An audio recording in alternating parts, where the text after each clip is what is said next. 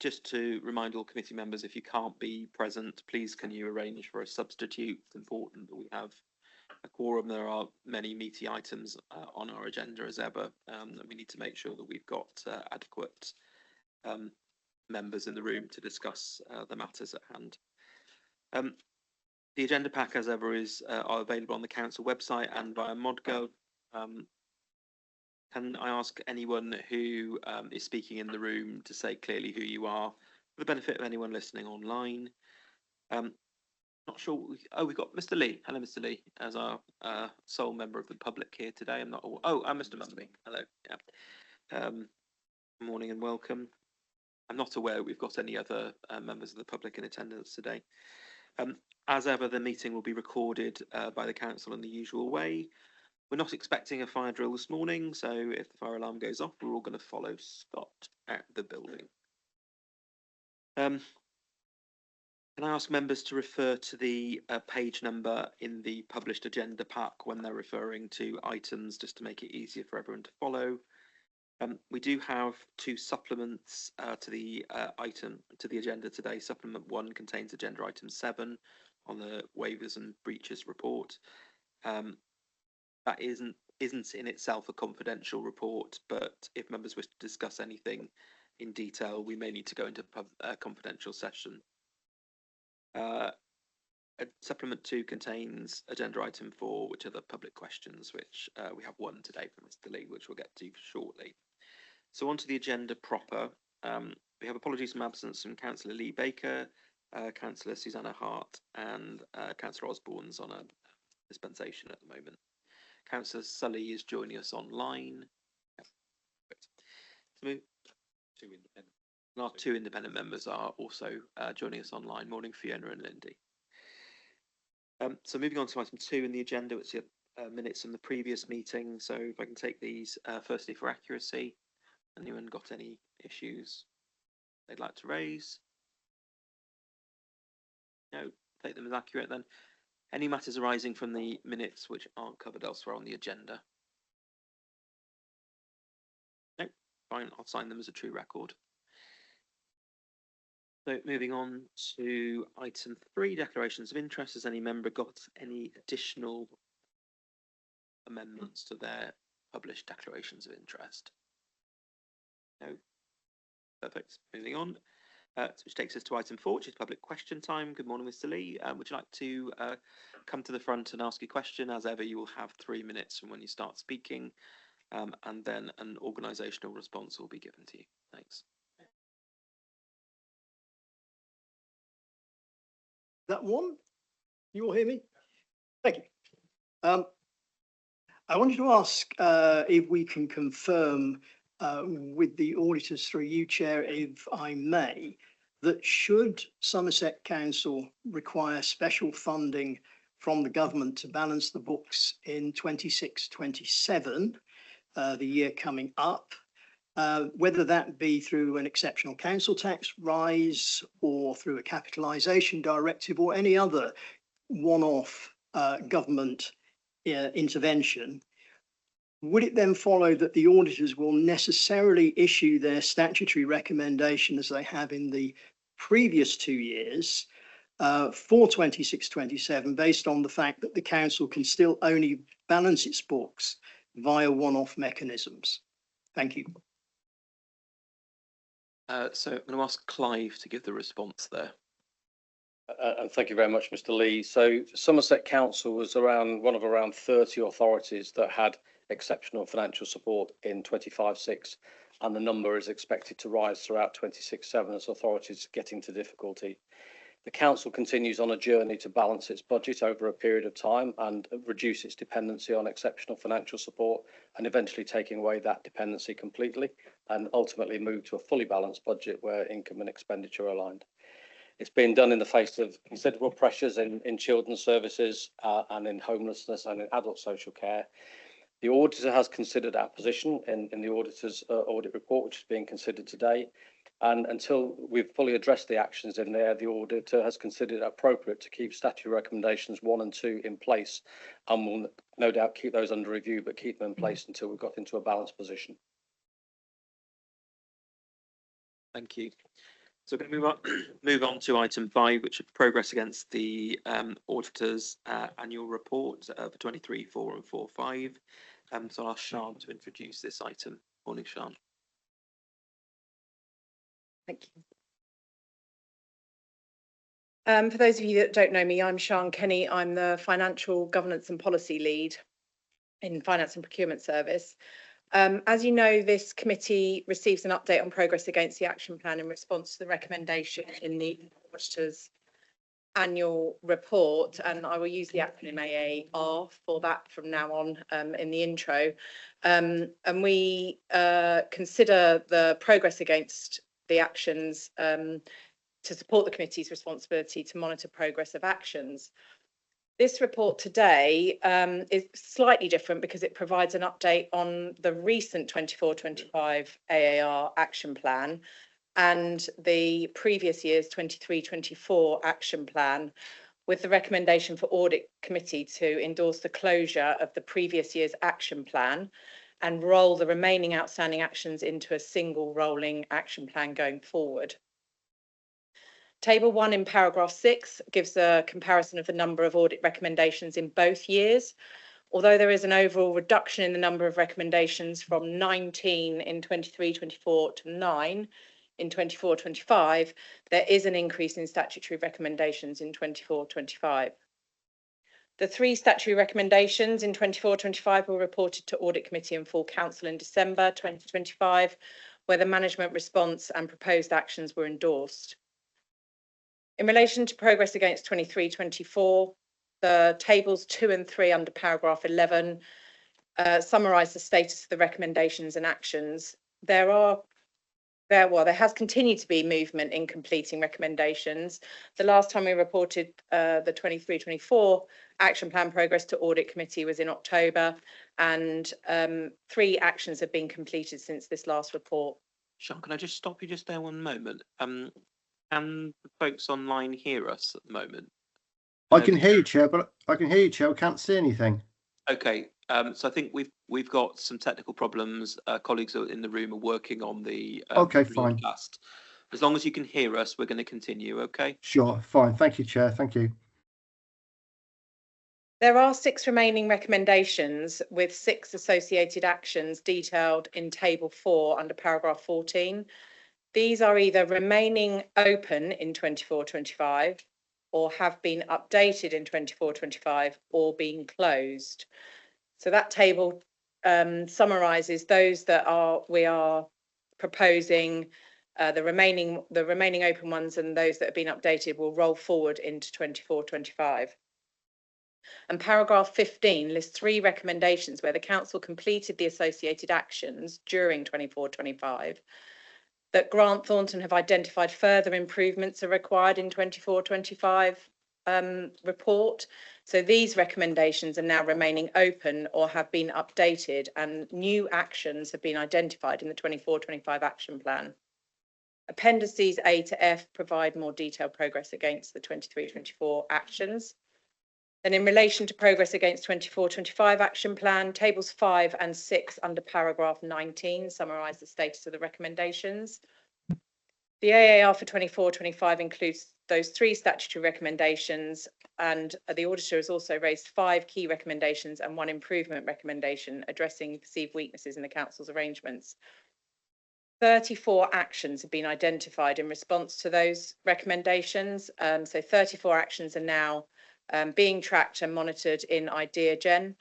The action plan has recently been created in IdeaGen for monitoring the progress, and all of the actions are currently being updated by action owners. Most of them have had some update, but quality assurance and validation still needs to be undertaken by finance, and during the first quarter we'll continue to review actions and due dates to ensure the action plan is robust and timely. Appendices G to L provide the detailed progress against the action plan for 24-25 so far, and recommendations to Audit Committee are on page 20 in the report pack. Happy to take questions. Thank you. Sorry.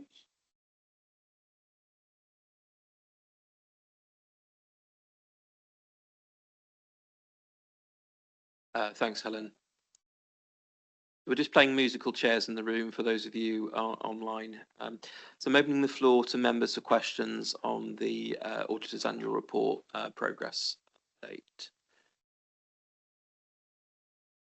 Will?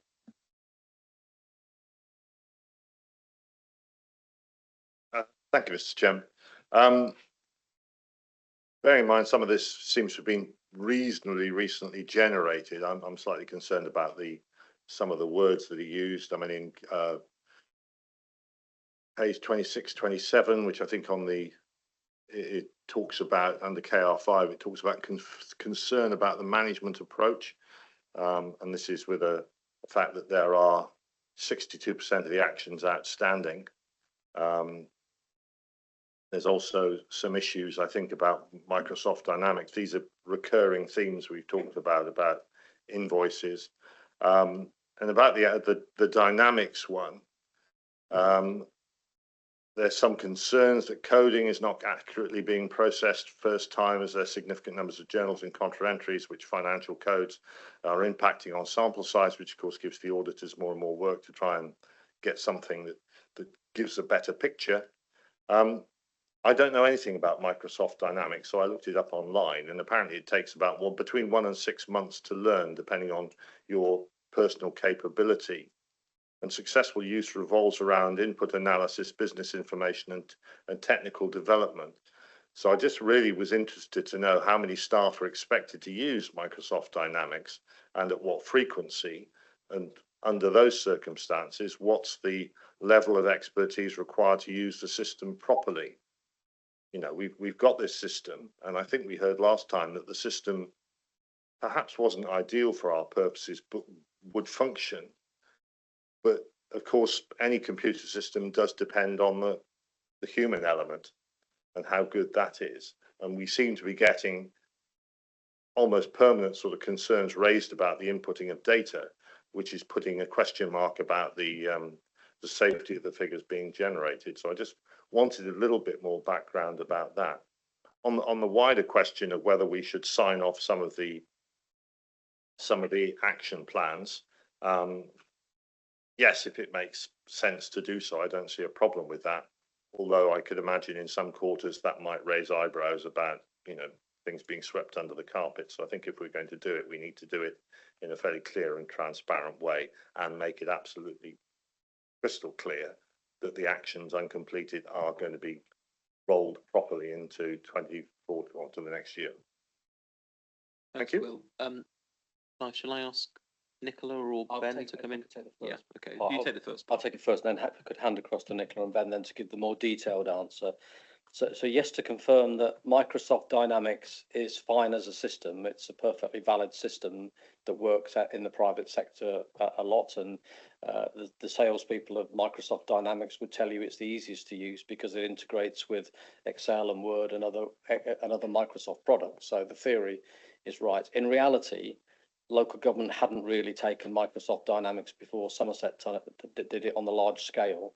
And there are things that we do in local government that are different. The processes, the way they operate, they're somewhat different to the private sector. So we are having to do some development work to make it work more for us. But I don't want to confuse those two things. I'm really not denigrating the system. It's a fine system, but its application in local government, we are doing a lot of trailblazing work to get it to work for local government. And it may well be become a standard product in the future. I'm going to let Nikki and Ben answer in a second, but in terms of some of the work you talk about, the level of people using the system will depend on where you are. Finance staff will be using it all the time and will be absolutely well aligned with it. Other staff may dip into it to do transactions on there and do things like coding of invoices. Others may look at reports generated from the system, but increasingly will use tools like Power BI to make it simpler for people to manage their budgets rather than having to go into complex systems. So that side of it, I think we can handle, but requires some further improvement. If I can hand to Nikki now and Ben to talk about some more detailed aspects of your question. So just to confirm really that the report, the findings in this report and the findings in the audit findings report, we were aware of some of those issues, and we have tackled a lot of the issues that we did have when we implemented the finance system, but we've got further improvements to make. Cleansing of our data in terms of the codes we use and the people who've got access to the data and what they're doing is something that is on our improvement plan.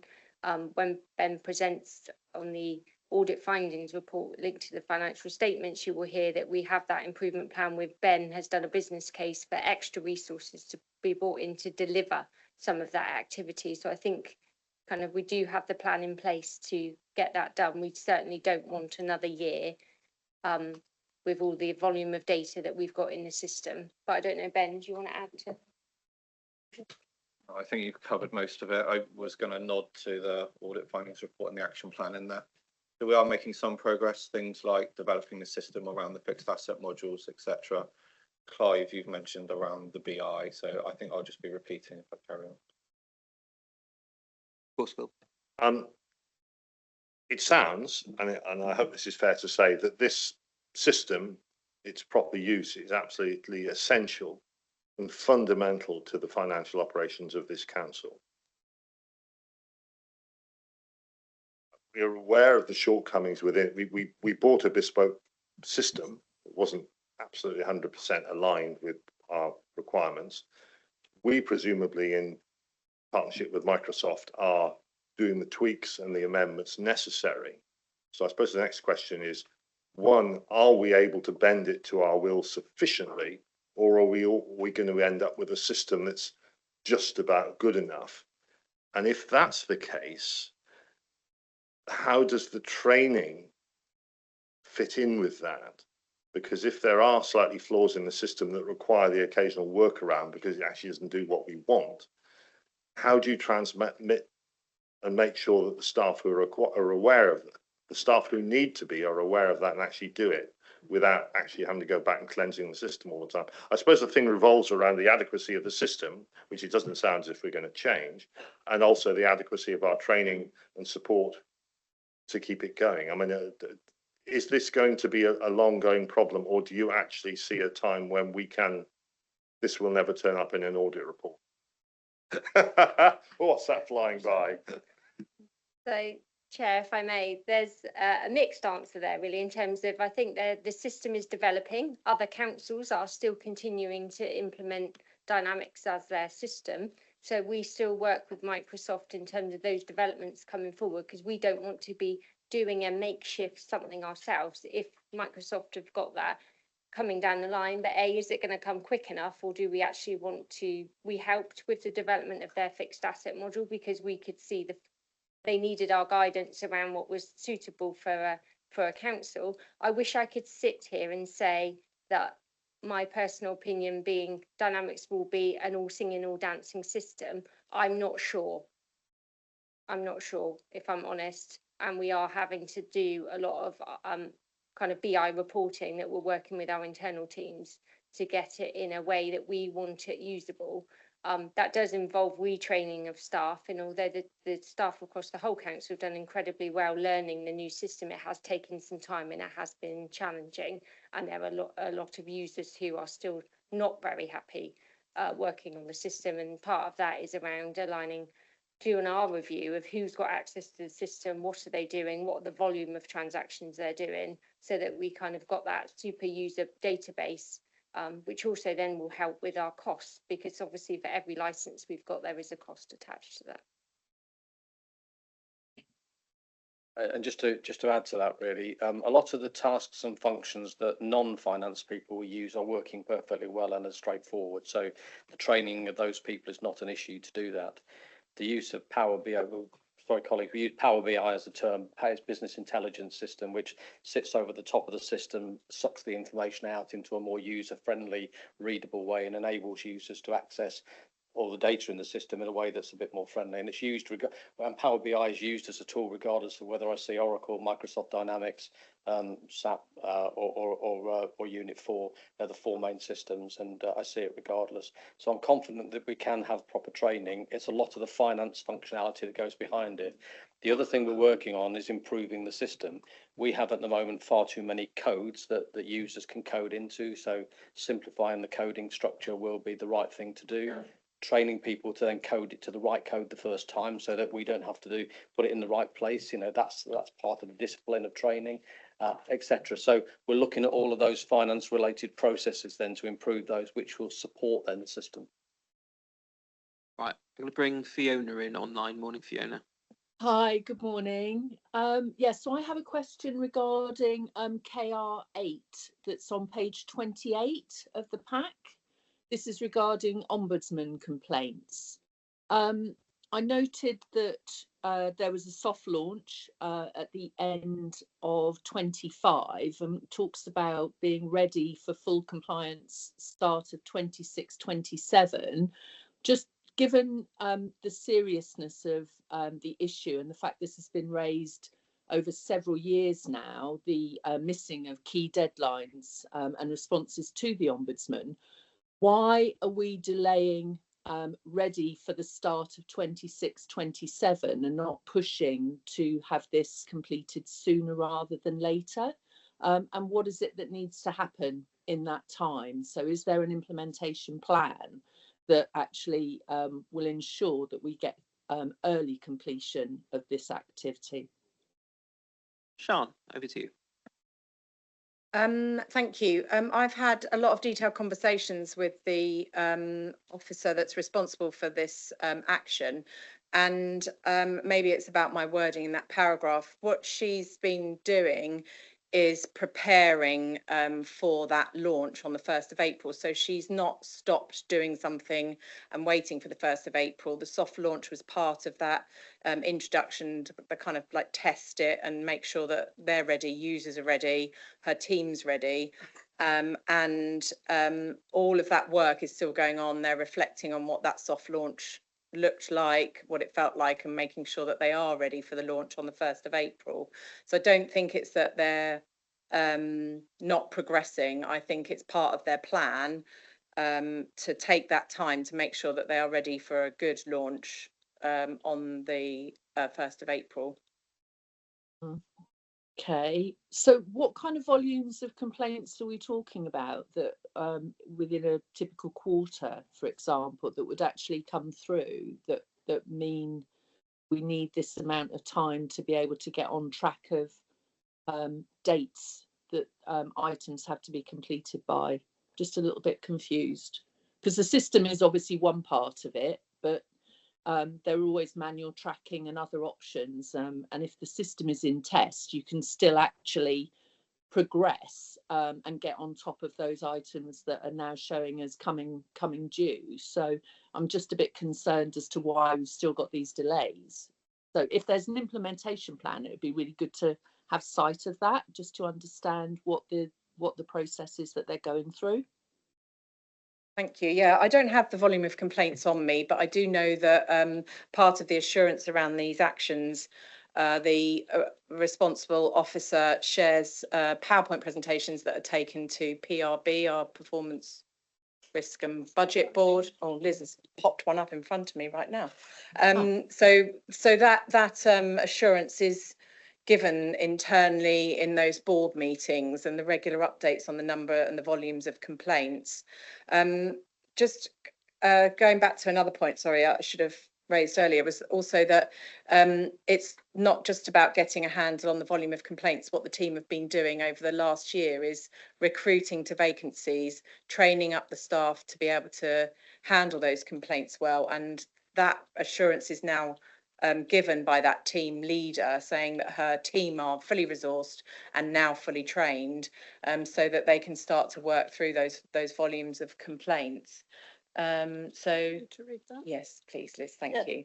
Chair, if you don't mind, Performance Risk and Budget Board was held very recently. I'm struggling at the minute with roadwork problems and flooding in my division.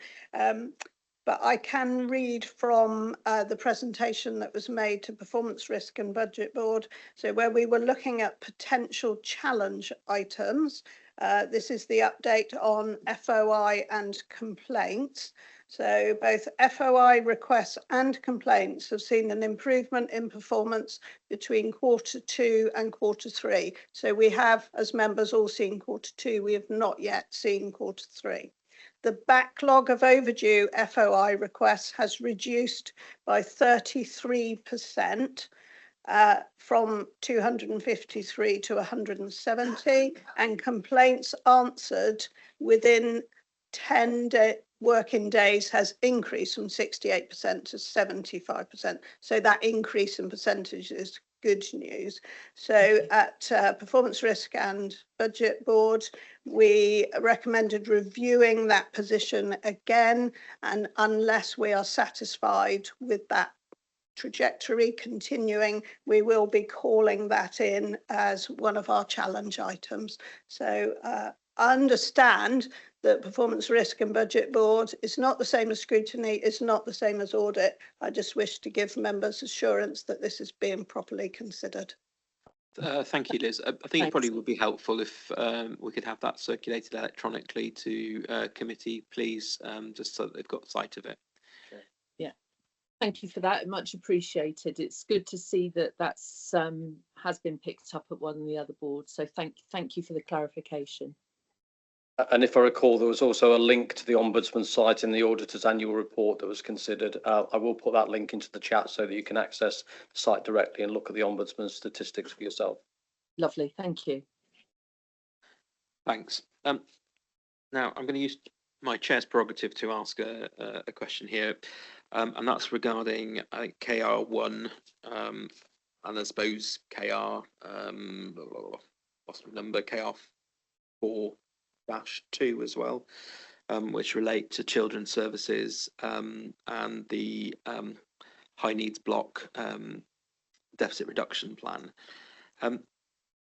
We've had presentations from officers at previous audit committee meetings where we were given some assurance that the deficit management plan was fully engaged with. I personally remain extremely concerned about the implications of the increasing trajectory of the high needs block.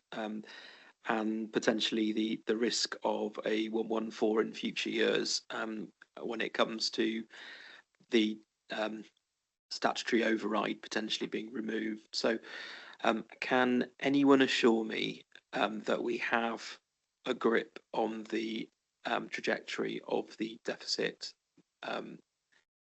management plan? And if so, when will we receive the next update? Not sure who was going to. Heather, hello, welcome. Hi, morning. Sorry, I can't be with you in person. I'm a bit in and out, so I'm glad you've asked this question when I'm actually not in another meeting. So I appreciate that. Of course, I just want to start off by saying I don't think any officer in any part of the council is not committed to getting the DMP to work. I have to just say that. I mean, obviously, I can say that, and what you want to see is the evidence. So I understand that also, but certainly we know how important this is, both for our children, but also for our council and the money that we are inexorably spending all the time, excrementally spending. Excrementally is a word I just made up, incrementally spending. The DMP was, of course, designed and created last year with support from People 2. It created about 33 different recommendations. We took those on as a children's service, and also our colleagues in finance have subsequently been working those through into it. We've worked those through into a plan.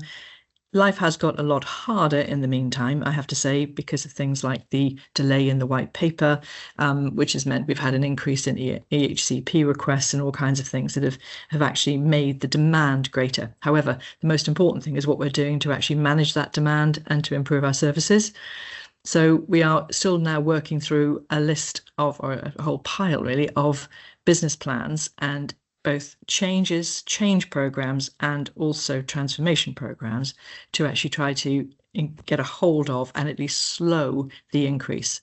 So when will you actually see something? It will be an incremental thing in as much as we can only bring things forward to the DMP when everybody, and that's everyone in the council, is confident that that is achievable, both from a practice point of view, but also it's actually a validated financial saving and improvement. And quite rightly, that means that business plans only come forward when they're ready. So what we're trying to wrap around that to make sure that members get some confidence is very much making sure that by the end of this month, really, we will have agreed, if you like, a member oversight mechanism, let's say, for a member-led oversight mechanism for the DMP, as well as, and Clive will talk more to this, Clive and Nicola would talk more to the financial kind of oversight and surety around the DMP. So those mechanisms will all be in place and working properly. We are running out of time without a shadow of a doubt, and there are things that we have to do. So I'm going to try and be working on that to make sure that we bring things through the right channels, if you like, and through the right boards. We have a lot of boards to take things to, but to make sure the right people are testing us and we're reporting back to them. So I don't want to give like 14th of April 2026. There isn't a specific date, but I'm absolutely determined that we keep this one moving forward and that we all work together and we all lean into this problem, because it is an existential problem. But it has not only have I think we been slower at bringing our business plans forward than we would have liked. Partly there's all kinds of reasons for that, partly because of not quite getting our arguments straight, let's say, and also we have had some vacancies within a particularly important, not vacancies, but we've had sickness, and our director has been missing, and that has taken quite a toll. But she's back, and we're also mitigating with more support. So I think we're going to be much quicker at bringing these things forward. But I think that I do want to just say that this time last year, we had something like 5,000 EHCPs in the system. We now have 6,000. There has been a huge, I think it's a 66% increase in requests for EHCP work. So that has really given us an awful lot more demand than we've been able to manage. I hope that's helpful. I'm sorry for the lack of an absolute date. That's fine, Heather. I wasn't expecting a specific date from you. I'm going to bring Clive in a moment. I guess I understand the demand pressures on children's services.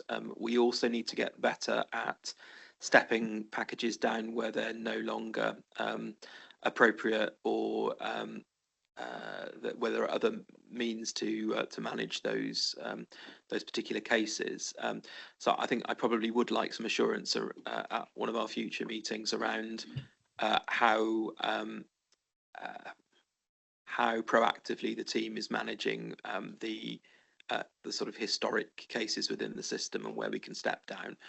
I guess I just have to continue to reiterate to all members, and I'm sorry that people will get fed up with me sounding like a stuck record on this one, but once the statutory override goes, essentially the high needs deficit, which under government plans will sit with the council when the central government takes on responsibility for high needs in 2028 and beyond, that will sit with Somerset Council on our balance sheet and will exceed our reserves on the current trajectory.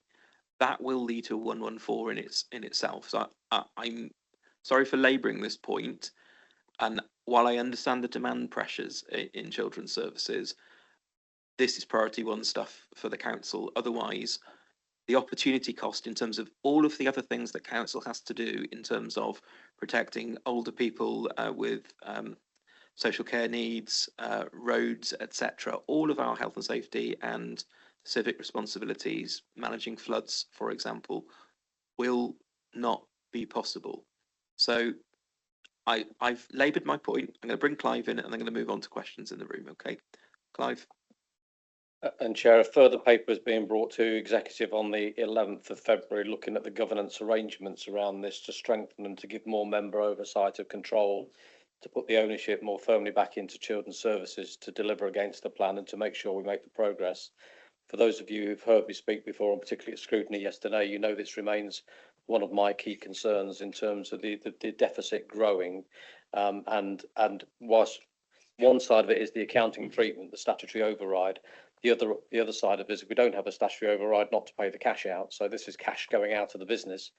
And ultimately by March 2028, if the size of deficit is as we think it will be, certainly around the £250 million level, that's money we could have invested that we can't invest because we spent it on other things. So the DMP is a major part of managing both our reserves position, our cash position, and hence our debt servicing, but also then our very viability as an organisation. Government have now announced that they will give the final local government settlement on the 9th of February. And we are hoping that they will also say that they will provide some level of support for authorities with dedicated schools grant deficits. To give you some other, not really assurance, but when I look around Southwest authorities and the large ones, we are not the largest, we're not the smallest by a long way, but we are sort of in the pack in terms of the size of deficit. So this is genuinely a national problem, and one that is affecting the southern half of the country more than the northern half, and probably the Southwest is probably the region most affected by it. Thanks, Clive. So I'm going to open the floor to questions. So I've got Habib first, then Tim, and then Gwyl.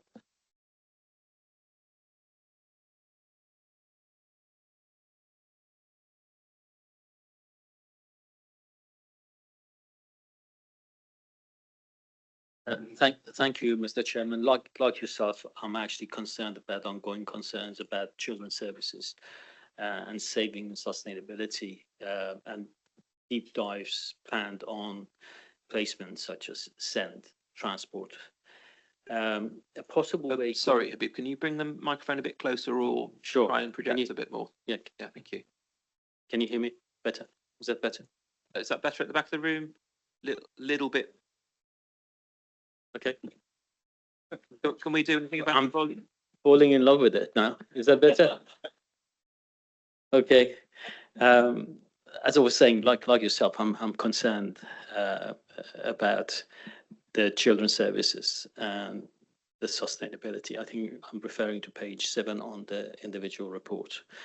And a possible way going forward may be to develop a children's demand reduction plan alongside saving plans, covering early help and prevention impacts, placement duration,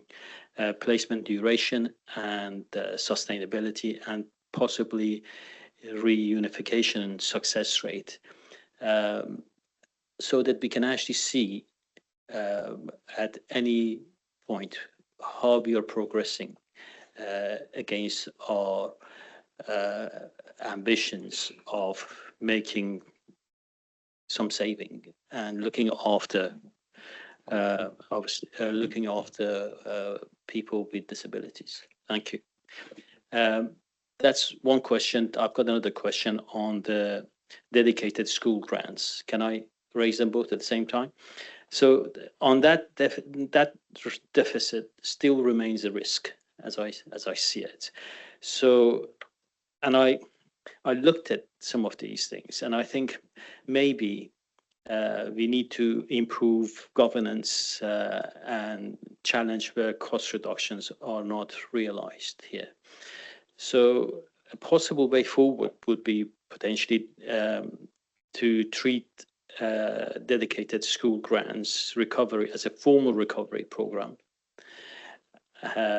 We name senior responsible, clear tolerance for slippage every time we slip in any other area, and automatic escalations when saving assumptions are missed, so that we are in a better position for the ensuing years. So these are just outlining. I think colleagues might have other things to add to it. So not just looking at what we've had, or looking at how we can actually improve things. Thank you. Thanks, Habib. Yeah.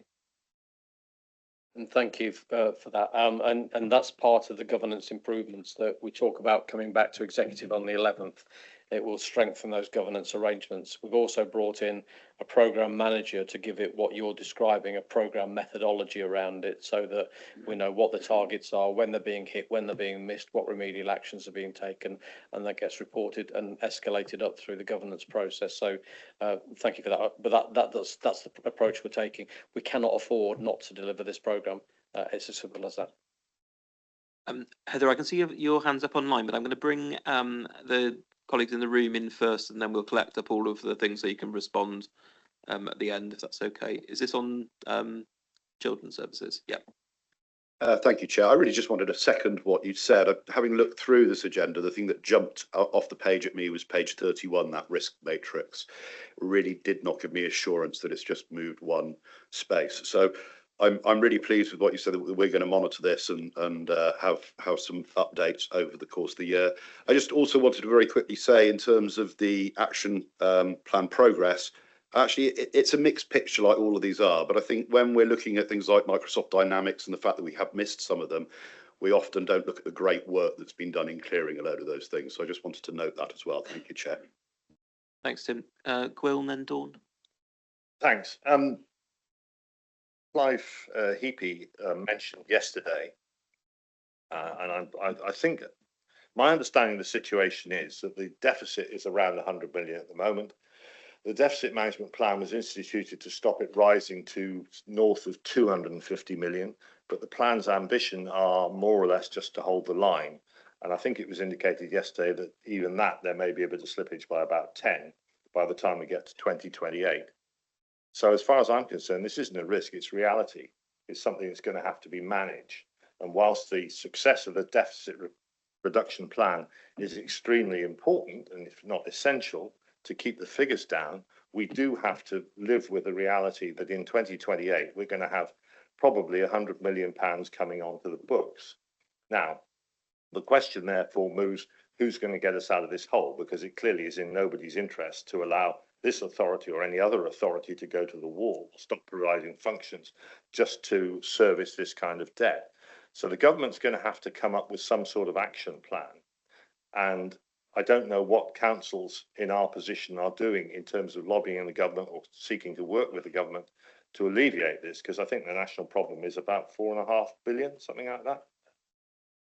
14 billion. Oh, right. Okay. What's 10? 14 billion for those online. What's 10 billion amongst friends? So this is a huge problem that they're going to have to grasp at some point. It occurs to me that about 10 or 12 years ago, the government at the time decided that it would be a very good idea if local authorities with council houses took them on and paid off the debt. Now, I think in Taunton Deane at the time we paid off, I think we borrowed essentially £80 million at a relatively low rate over 40 or 50 years just to clear this particular debt. And it occurs to me that that is probably, and I welcome Mr. Heapy's view on this, that's probably the only realistic way out of this, is some sort of long-term cheap borrowing arrangement that we can, because if we're funding at the moment the deficit anyway out of revenue, then actually all you're going to flip over is that expenditure or some of that expenditure into a long-term loan over 40, 50, 60 years, whatever it is to take to get it down. But I can't, for the life of me, see another way out of it, which is why I describe it as reality, really, rather than a risk. So we await government announcements on what they are likely to do. But just to remind you on the deficit management plan, that would never have taken the deficit away completely. The plan that you approved at full council in, I think it was September, had on there a 5-year plan, and by year 5, I'm looking at the numbers now, by year 5, the deficits in year would have turned into a small surplus. So 30 odd million of deficits now turning into a sort of 20 million surplus by year 5. Year 5 was 29.30. That will never happen now because government has said the cut-off now is at the end of 27-28. So effectively we need to look at where we were on year 3 of the plan, and we will be bringing back a revised plan for that reason. And in year 3 of that plan, it only ever showed that we were still in deficit by 11 million at that point in time. So this is mitigating the deficits. What's happened alongside that is that deficit has got worse for the reasons that Councillor Shearer has brought out. More cases coming through. So whereas we thought we'd have a £35 million in-year deficit for 25-26, that's likely to be nearer to 47 million. And for next year, the deficit, when you did the deficit management plan, was forecast at just under 41 million. That's now being forecast at 67 million overspend against that budget. So you can see the rapidity of how much that's rising. We're in discussion with government as a sector about how they will help authorities, because the answer is if they don't help a number of authorities, you'll find a lot of Section 114s being issued across the piece, and that's not healthy for the sector, and I don't think it's what government will want. So there are a number of solutions that could come out of this, and I don't want to speculate on which will be the right one. Government could choose to fund all authorities and say we will fund the deficit, but we were talking 14 billion. In fact, the latest figure I saw was that I think there's talk about estimates now of 17 billion nationally and rising very quickly. And I didn't see a figure like that in the OBR report when the budget was mentioned, by the way, and you'd expect to see that kind of figure in there.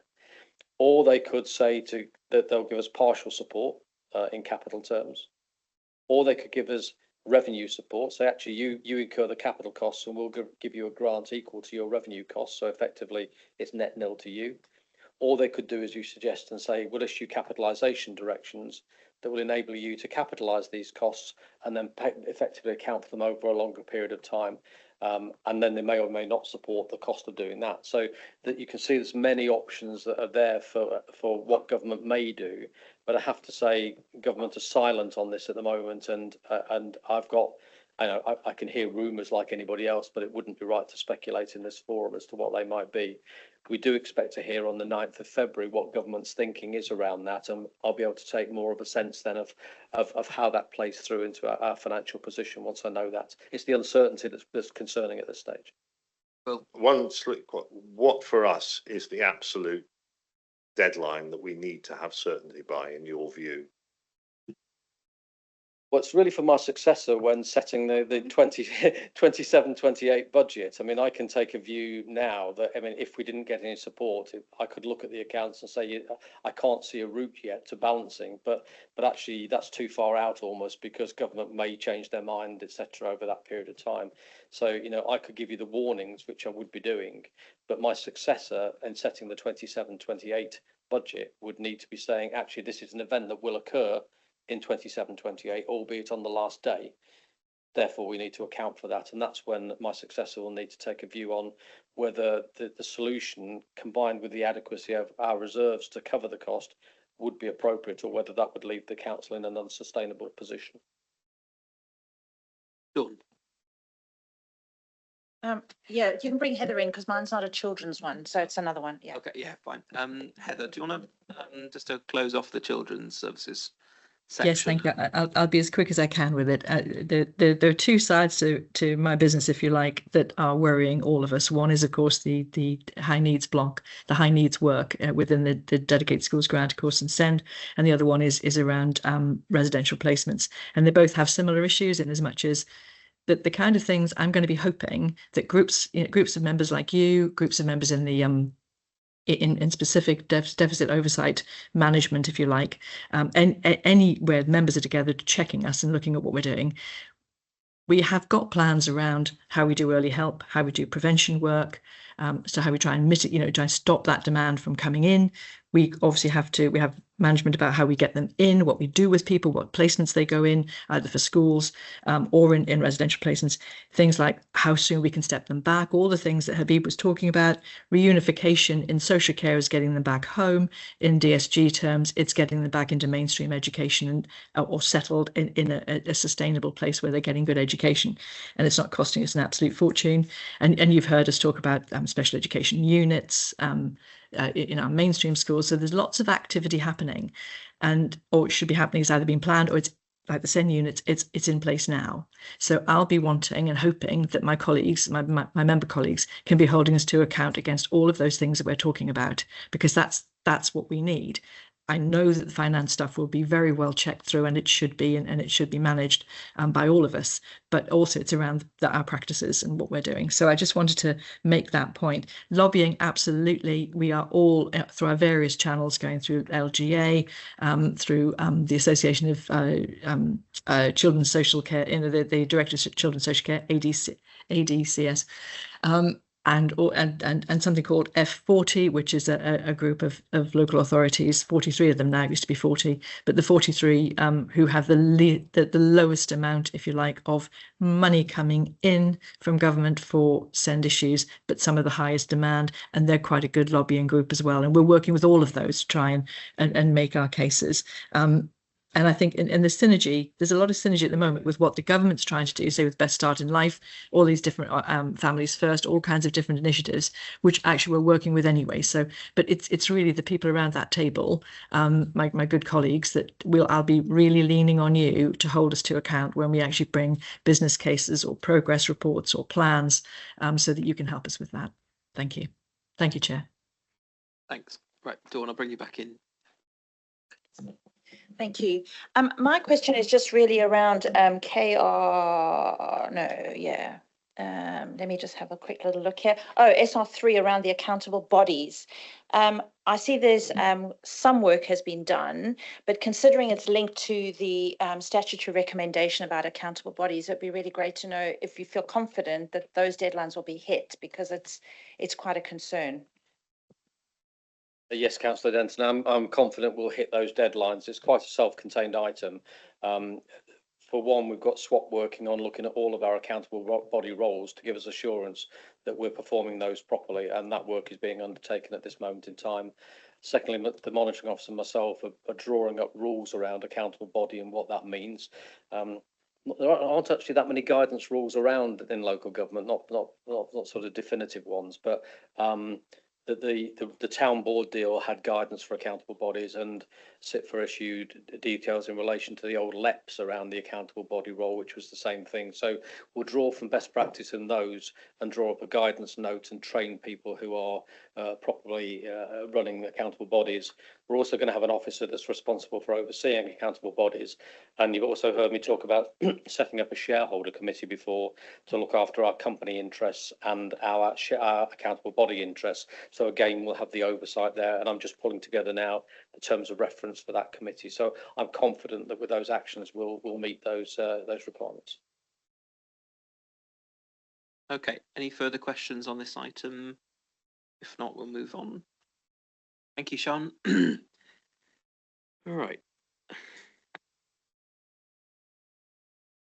So moving on to item 6, which are the statement of accounts for 24/5 and the annual governance statement for 24/5.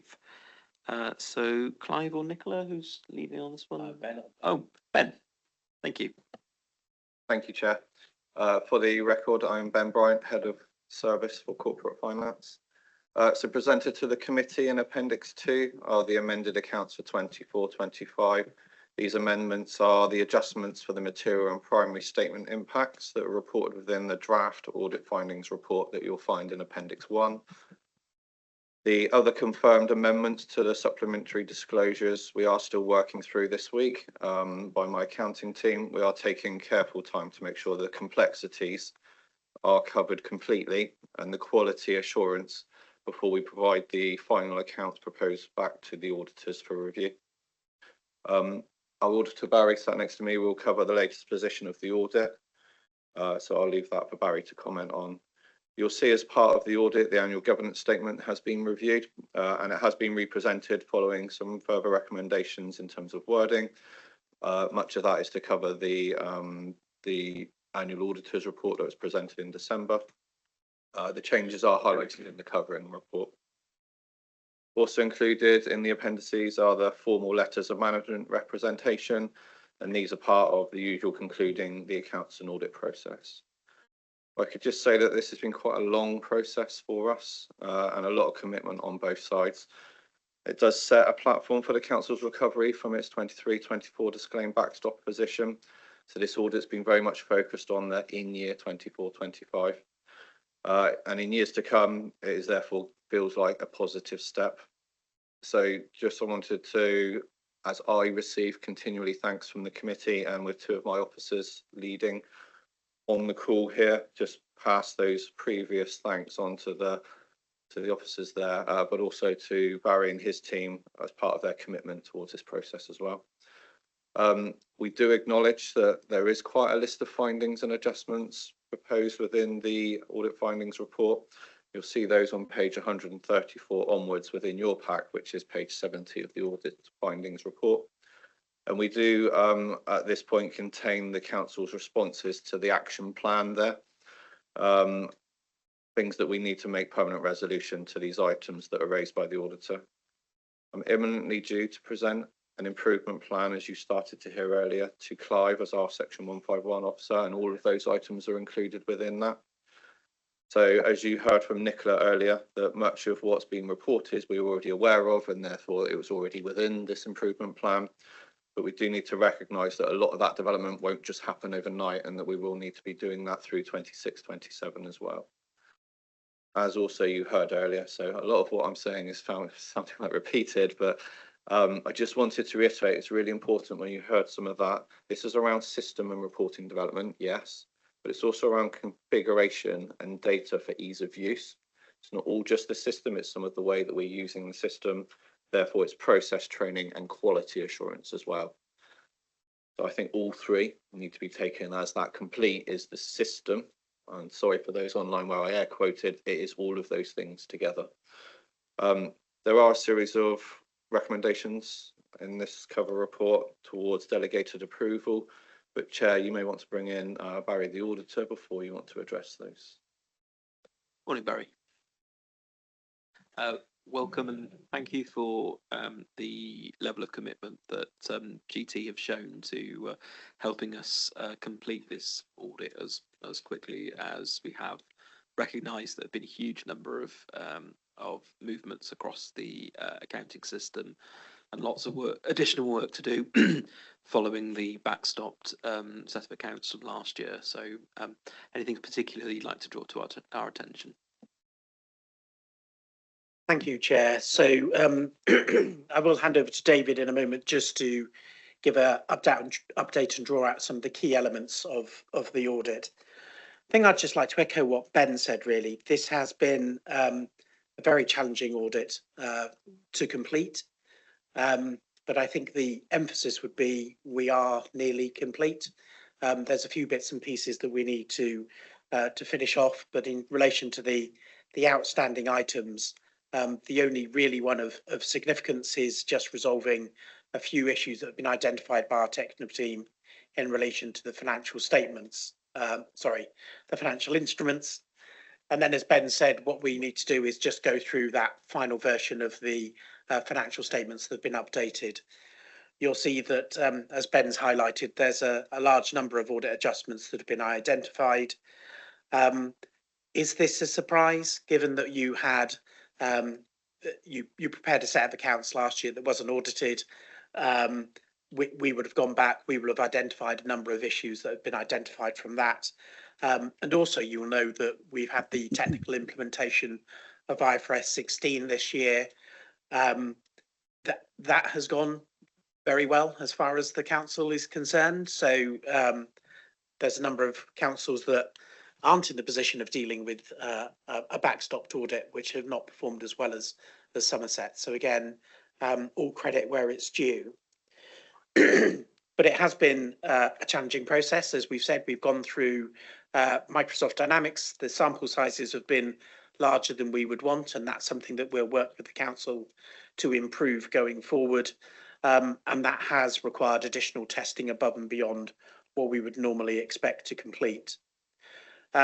Once we've gone through those additional statements of accounts, there are some further subsequent event inquiries that we need to make. So again, we'll come on to those a little bit at the end, but that may impact that final resolution of the audit, depending on what issues arise from that. Members, I know that you always like to think about the audit fees that we have, so I'll address that straight off. So on page 153, you'll see that the fee that we've got there is 985,000. So that represents an increase of just over 177,000. The use of the auditor, the property valuations that we've got in there at 7,500, that figure is actually 25,000 because we've had the final feed that's come in from them, and that's because we were working across 4 different valuers that have been that we've had provided. So that figure will go up a little bit. So that does reflect the additional work that's required. Before I get the inevitable questions and comments, I would also like to put on members' radar that last year you were charged £350,000 less because we didn't complete the audit, and you did get a build back assurance grant of 173,000. So before you lay into me too much around those additional fees, just please do bear those things in mind as well. It is not my intention to fully recover all of those fees that you weren't charged, just to be absolutely clear. But the key message from this is we have completed an audit of these statements. which put us in a really, really strong position to have a sustainable build back in assurance. That is one of the key requirements that this government is looking for us to do. And I'm pleased that we are in a position that Somerset, despite lots of people saying that we wouldn't get there, that we are in a really positive position. And again, I know we've said to Ben and colleagues around the hard work that's been involved on both sides, but this really does put Somerset in a really strong position. Lots of findings in here. I will ask David just to go through the top highlights. So David, keep it brief and then we'll go to questions. Thank you, Barry. Good morning, Chair. Good morning, members. As Barry said, I'll talk you through. Just one second, David. It's quite quiet in the room. Is there anything we can do about the volume? Anyone? I'll try and hold my microphone a bit closer if that helps, Chair. Yeah, that's better, David. Thank you. Okay, so yeah, so I was just saying, good morning, Chair. Good morning, members. Thank you for the introduction, Barry. I'll talk you through the report in a little bit more detail. It is a lengthy report, so apologies in advance for that. It covers what auditing standards require us to communicate to you as an audit committee. So those of you that were around in May may recall that we brought our audit plan to you in May, setting out the work that we plan to do as part of our financial statements value for money audit for 24-25. And this audit findings report reports back the findings from our financial statements audit. It does also cover a summary of our value for money work, but given that the committee discussed the auditor's annual report in late 2025, I won't comment on those points. As Barry and Ben have alluded to, there were delays in the financial reporting in 23-24. That issue and the reasons underlying it are well known by everyone, so I won't comment on that again, but it is worth again repeating that getting accounts done by the statutory deadline for 24-25 is a major achievement given the complexities of the council, and does also put you in really good stead in terms of regaining that assurance, and that's quite unusual. There's a lot of councils that were in the backstop position that are still struggling to produce accounts for this year. So again, whilst there are issues that we'll talk about in a minute, it's worth putting that overall level of performance into context. I won't take you on a page-by-page journey, but I will just highlight some of the key pages. So the page numbers that I'll be referring to, Chair, and apologies if you struggle to keep up in terms of flicking through it on your screens, are the page numbers within your pack. So on page 71, we set out the issues that were outstanding at the time this report was written. And just for the benefit of members, we will give you a summary report, or not a summary report, a final report on conclusion of our audit. So there were a small number of items outstanding at the time this report was written. The top three are now complete. And as Barry said, the key things outstanding is resolution of the financial instruments disclosures and also a review of the final set of financial statements. Within our report towards the end, we do identify that the changes that are made there, and that gives quite a simplistic view as to the amendments that are required when we say debit this and credit that. In reality, some of those changes are quite complex to put through the financial statements. It does sometimes it impacts on a number of the primary financial statements and also a number of notes and possibly on the group accounts as well. So whilst each one seems fairly straightforward process, in reality it's a lot of work to do that. And again, we're comforted by the fact that Ben says that the council is taking its time on that, and it is doing its best to get that right first time rather than having lots of iterations. So we understand the position as far as that's concerned. On page 75, we highlight some of the issues that were identified as part of the audit. Some of them are as a result of the accounts not being audited in the previous year, and some of them are a result of local government reorganisation and the fact that things are taking a while to filter through the system. So things like the number of valuers, the number of bank accounts, the number of systems in place for things like revenues and benefits, all of those add to the complexities of the audit. We have had large sample sizes this year, as Barry mentioned in his introduction, and it's worth recognising, I think, that large sample sizes means a lot of extra work for the auditors, as we've heard about, large sample sizes also means a lot of extra work for officers as well in terms of providing information and explanations. And we have had good cooperation throughout the audit. And again, I think it's worth mentioning that. On page 85, we set out our materiality for the year, and that's unchanged since the planning stage. So no subsequent amendments to that. And materiality, as you can see there, is £23.2 million for the council and slightly higher at £24 million for the group financial statements. That's based on operating expenditure because we think that that's the key metric that users of the financial statements will be interested in. On page 87, we set out the significant risks and other risks that we'd identified in the audit plan and the progress against those. So with your permission, Chair, I'll just highlight some of the key messages from those. So in our work on management override of controls, the key points coming out of that work is around the fact that journals themselves aren't authorised, and also we felt that there was a large number of journal posters. And again, we've made recommendations that management have agreed to those particular areas.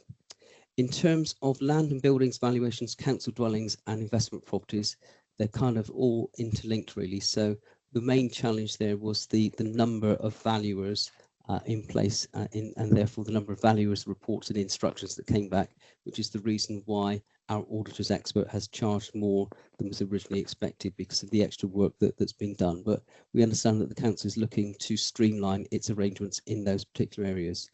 We also identified reconciliation issues, and more work needs to be done in terms of refining the fixed asset register and making sure that the information contained within that is accurate. But again, those challenges were inevitable as 5 fixed asset registers came into one.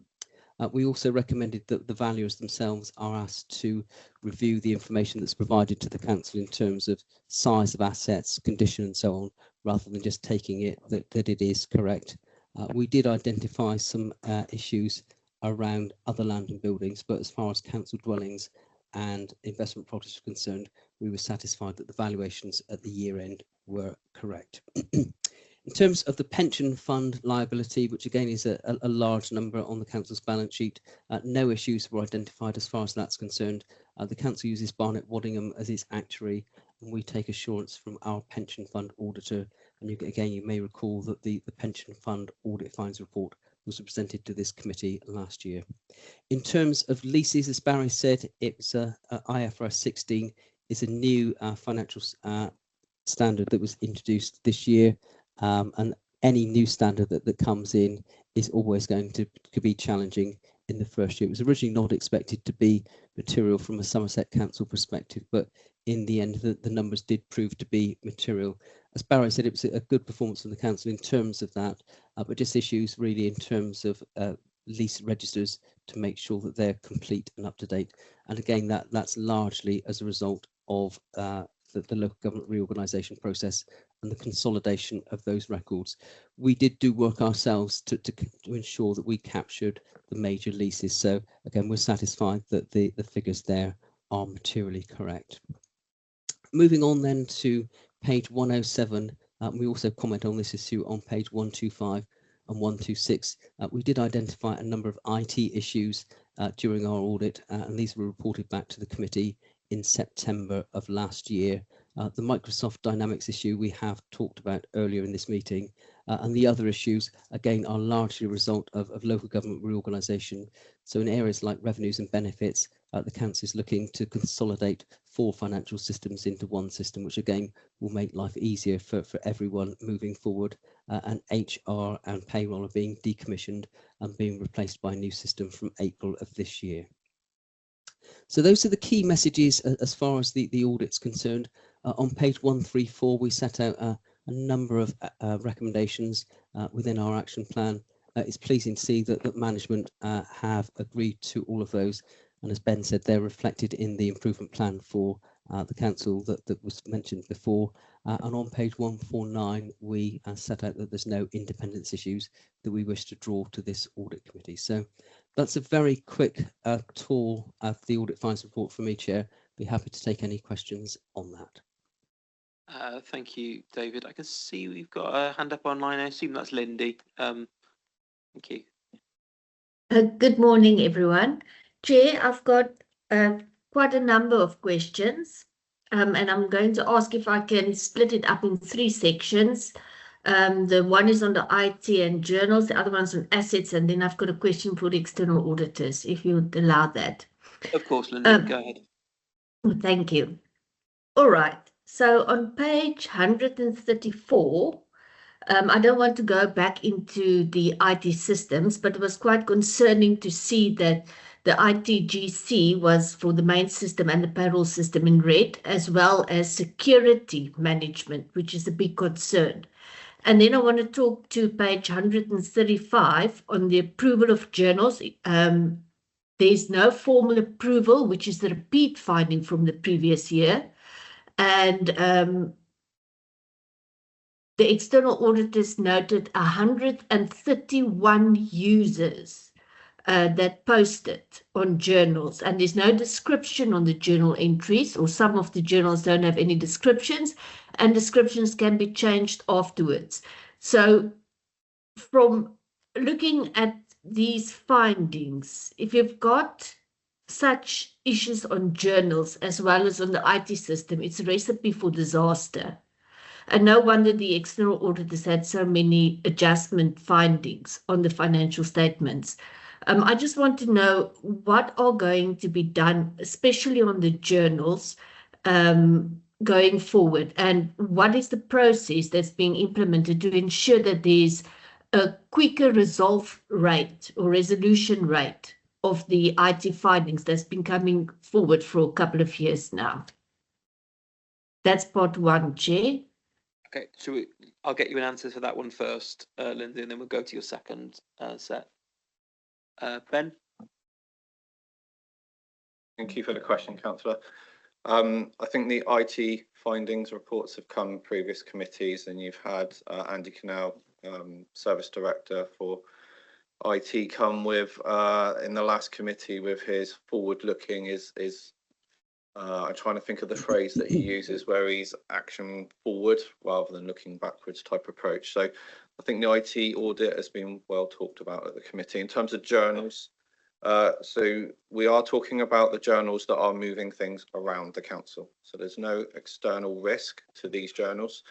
There is a number, there are 131, but the majority of those are finance officers. And we have controls in an external form. So we have all of the coding, and the reasoning coding is all within a journal form before it enters the system. So that gives us enhanced controls that we're looking to further develop. I have put in the management response that the ability to be able to edit descriptions within a system administrator role. So those inputting journals, the general users, do not have the ability to be able to go and edit those descriptions without having to raise an IT request to be able to change that. So those strengths are already there. One of the things I do recognise, though, is it adequate to say that budget monitoring is the catch-all for things moving around? Because if you're moving it from one place to another, it impacts somebody else's budget, and therefore the control is through that review.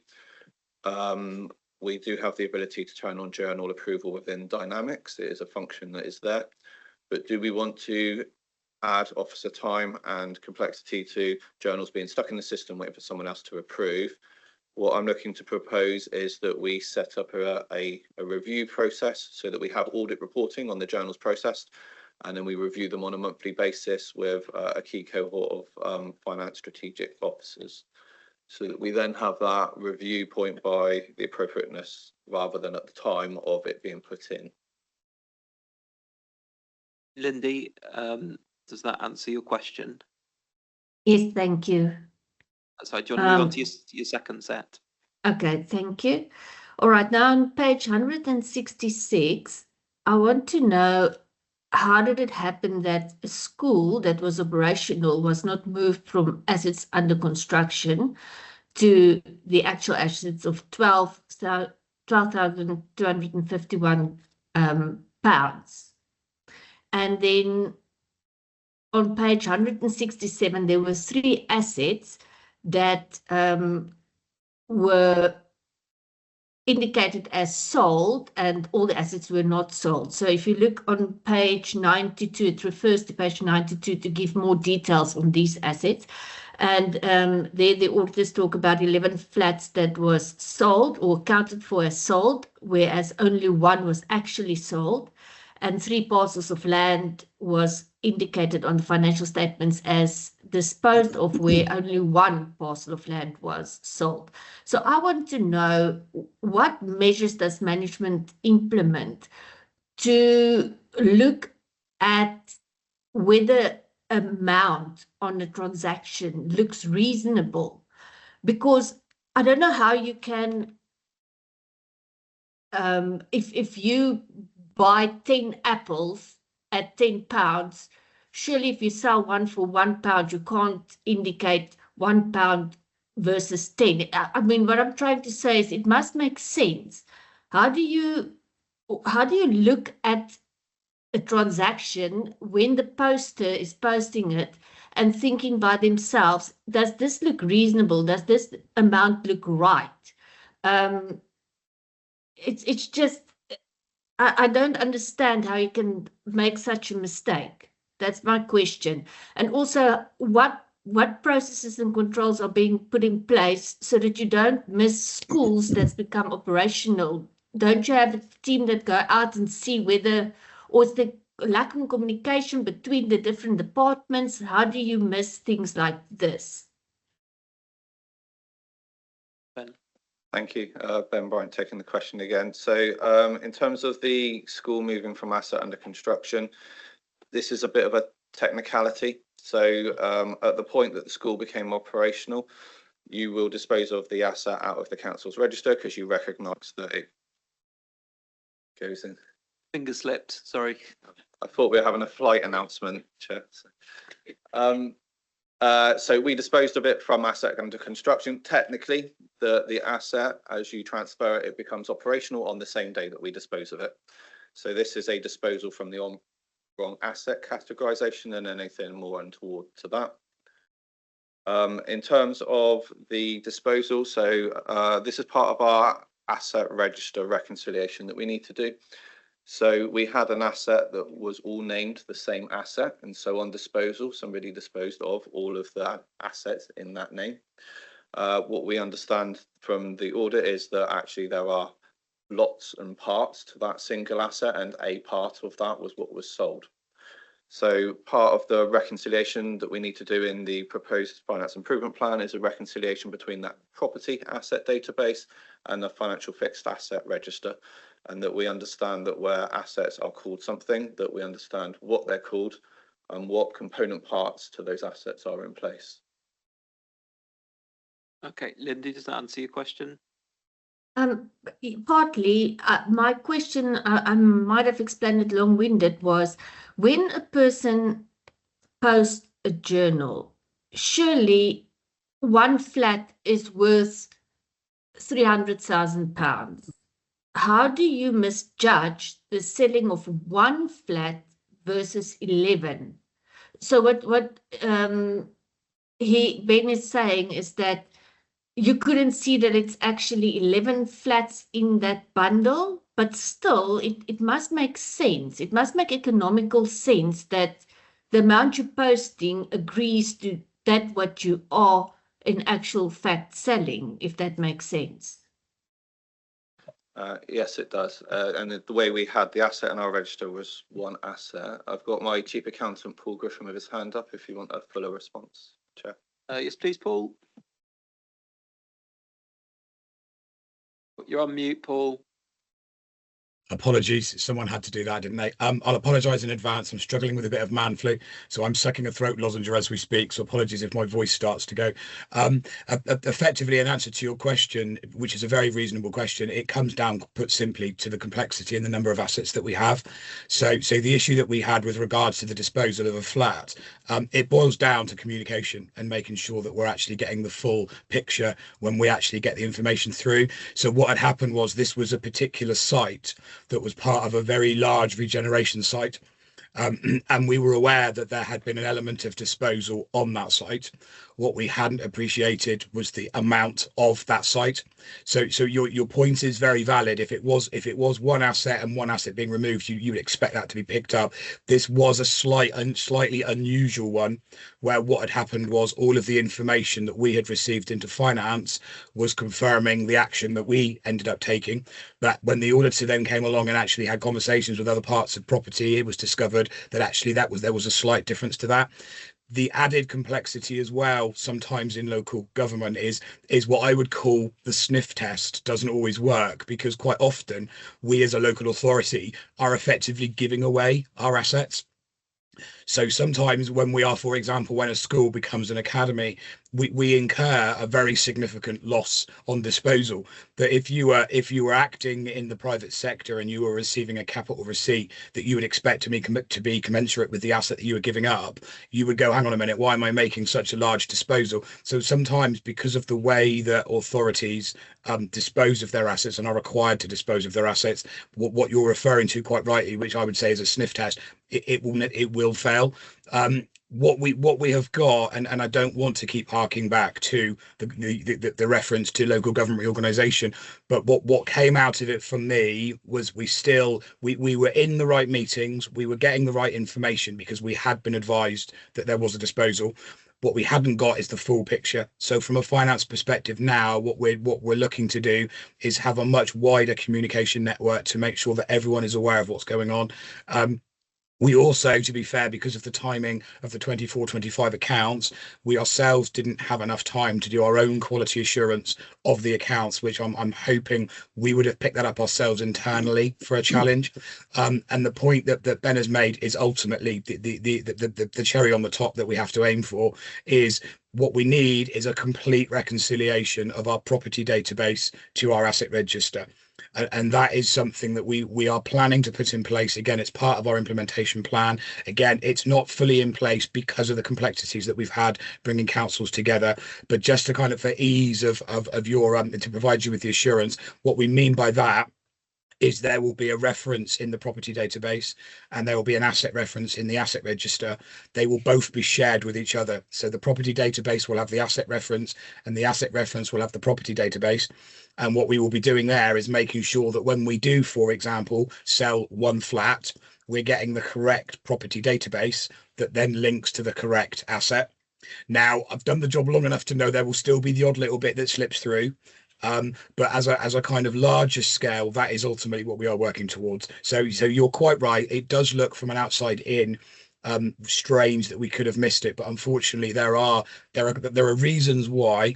But we as a team are aware of that and we are putting things in place. So it will not, but for example, now we're in the process of right now going through looking at disposals in the year. So as we speak for 25-26, we're kind of taking the lessons that we've learned from last year and adopting them for this year. So I can provide you with that assurance that there will be a lot more. It boils down to communication. That's the bottom line. Okay, Linda, if we can move on to your third set of questions. Thank you, Paul. That was very well explained and it makes sense. Thank you for that. All right, last one is to Barry, the external auditors. I got the sense from the report given by the external auditors that we are worse off than last year. Barry mentioned that it was challenging this year, if you can extrapolate more on the reasons for that. And then a comment was made that there were more adjustments because the auditors would have picked up some of the adjustments in the previous year if the audit was fully done, but because of the backstop audit wasn't. And I want to just mention that we should move away from that mindset that the auditors will come and pick up errors and fix the records. It is management's responsibility to give this committee assurance that these errors will be picked up by management and not by external auditors. We also have internal audit that's doing a great job and it's also assisting with finding the errors before it goes to the external auditors. But it shouldn't be the external auditors that pick up errors and therefore there were not a lot of errors in the current year. So that was quite concerning to me. And then my last question on for the external auditors, Barry, the extrapolations, did you go back on some instances to the population and re-audit? Is that part of the audit done? Did you go back, and which areas did you go back, or did you make your assessment that it was an anomaly or it was exceptional circumstance that you picked up some errors? Because sometimes in terms of the auditing standards, if it looks like it's a systematic error, then the auditors need to extend their sample and go back and re-audit the population and then see whether the amounts still look reasonable. And whether any of these extrapolations came close to materiality, or what areas might have been of concern. If you can give more feedback on that, thank you. Barry, if you'd like to respond. Thank you, Lindy. If I don't answer all of your questions, please come back to me. So I think your first question was the audit more challenging than the prior year? It was, because we undertook an audit, whereas we didn't really in the prior year. We were looking for the accounts in the prior year. And I think it was more challenging because you don't have that assurance that you can carry forward from the testing that you've undertaken in the prior year. And I think that's therefore given rise to more adjustments and more amendments. I think we always expected it to be a challenging year because it was effectively the first year that we were looking at the new unitary authority accounts. So it was where all of the accounts from the predecessor authorities were being brought together. Having said that, one of the pieces of work that we were able to complete last year was the review of the opening balances to make sure that we were comfortable that those would have been transferred over properly. But of course, we didn't have that then assurance over the closing balances, which forms the opening balances for the current year 24-25. In terms of the extrapolations, for every error that we identify, our audit approach is to consider whether it supports an isolated example and therefore can be identified as a factual error, or whether there are more systemic issues. What we then do is we run through the extrapolation to determine what we believe the potential misstatement could be. And if that indicates that it could be a material misstatement based on that, we will then review the sample selected and select a further sample so that we can gain assurance whether actually the extrapolation is correct or whether the error rate is lower. So again, the approach that we adopt is fully compliant with the standards to make sure that it's either a factual isolated error or whether we need to extend the sample, or whether we can rely upon the extrapolation to determine that the identified error rate is not material. Okay, Ben? Thank you. There was a question in there about the auditors finding it before we do as well. So I just wanted to explain the approach that to create this set of financial statements in time for the draft deadline, that we were pushed right to the wire to get that done. In terms of preparation for this year's close down for 25-26, we're already timetabling what I think some colleagues are referencing as early close down, whereas I'm calling it on time close down, and it brings the dates much further forward. This year is the last year of being able to produce draft statements by the end of June, but we're timetabling production by the end of May, and therefore giving ourselves a proper month of being able to do that quality assurance. I'm quite confident that some of the audit findings, as Lindy would probably have suggested there, we would have found ourselves that we had the appropriate amount of quality assurance time. So just to give assurance that we're building that into this year. Thanks, Ben. Lindy, is that all of your questions? Yes. Thank you, Ben. That gives a lot of assurance to know that if you bring it up by a month, a lot of these will be corrected before it goes to internal audit and external audit. So that gives a lot of assurance. Thank you. I just want to get clarity from Barry, because basically his explanation was exactly what I asked. I wanted to know whether there were instances, what balances or income statement level line items did you re-audit if there was an error that was extrapolated and it seemed like you had to go back and re-audit? Did you have any of those? that was systematic errors, or were all of the findings more direct anomalies, or something that you could explain why it happened? That was my question. Yeah, I'll take that one if that's okay, Barry. Yes, please do. Can you hear me in the room? Yes, David.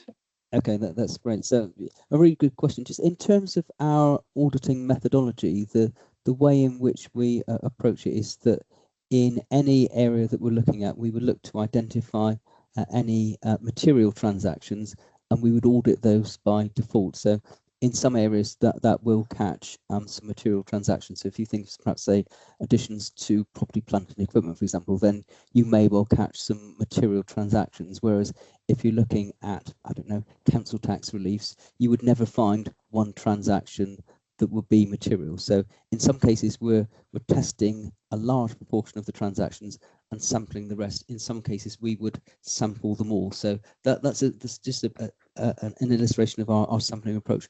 Where we find errors, as Barry said, that the first thing we would look to do is to understand the cause for that error, to see whether or not there is a problem with the population as a whole, or indeed it might be a population an issue with a certain subset of the population. So once we're satisfied that it's an isolated incident, then we're then able to extrapolate on that basis to see the extent to which that error could impact on the population as a whole. And in all cases, we were satisfied that it wasn't coming anywhere near to our materiality levels. In terms of there being any sort of common issues, there were no common issues whereby we identified, I don't know, say a creditor's payment that we found 3 errors and they were all for the same reason. But there are themes coming through the errors that we identified, and they primarily revert back to either coding issues within the system, which we talked about earlier, or again, and as Paul alluded to, without wishing to over exaggerate this, local government reorganisation is still rippling through, because this is the first set of financial statements that were audited, and some of the issues are around consolidating 5 sets of records into one, and also just an unfamiliarity with officers in some of the areas. So people that were preparing the financial statements this year had never, for example, done housing revenue accounts before or investment properties before, because they were new to the unitary authority. They were totally district council transactions. So there are themes, but there's no systemic issues in the errors that we identified. Thank you.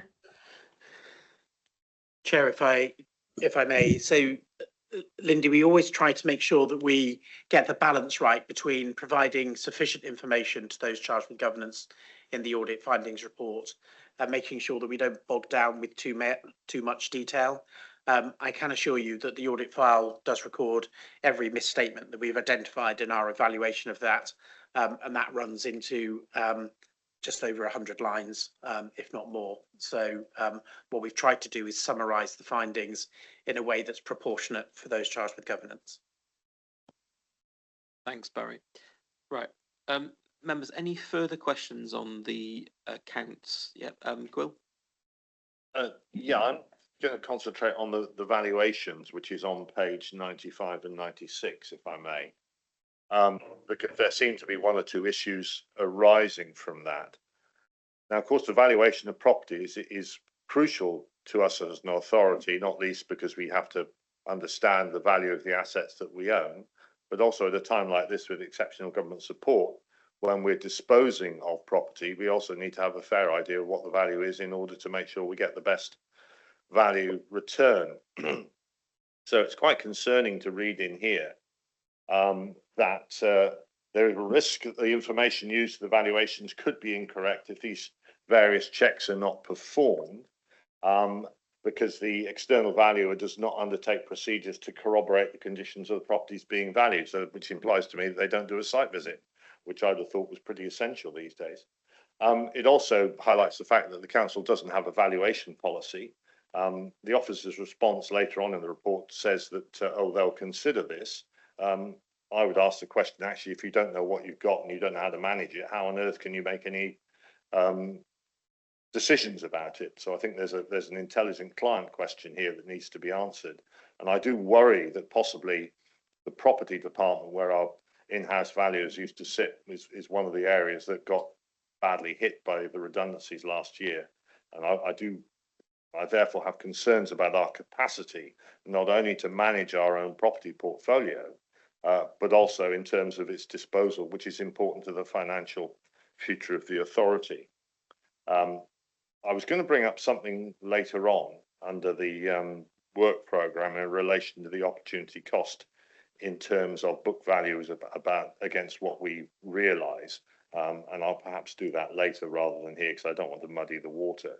And the final thing is on page 96 is the example of this asset that was at 1.4 million on 31st of March 24 suddenly turned to zero because the valuers realised that the terms that we held it under were virtually valueless.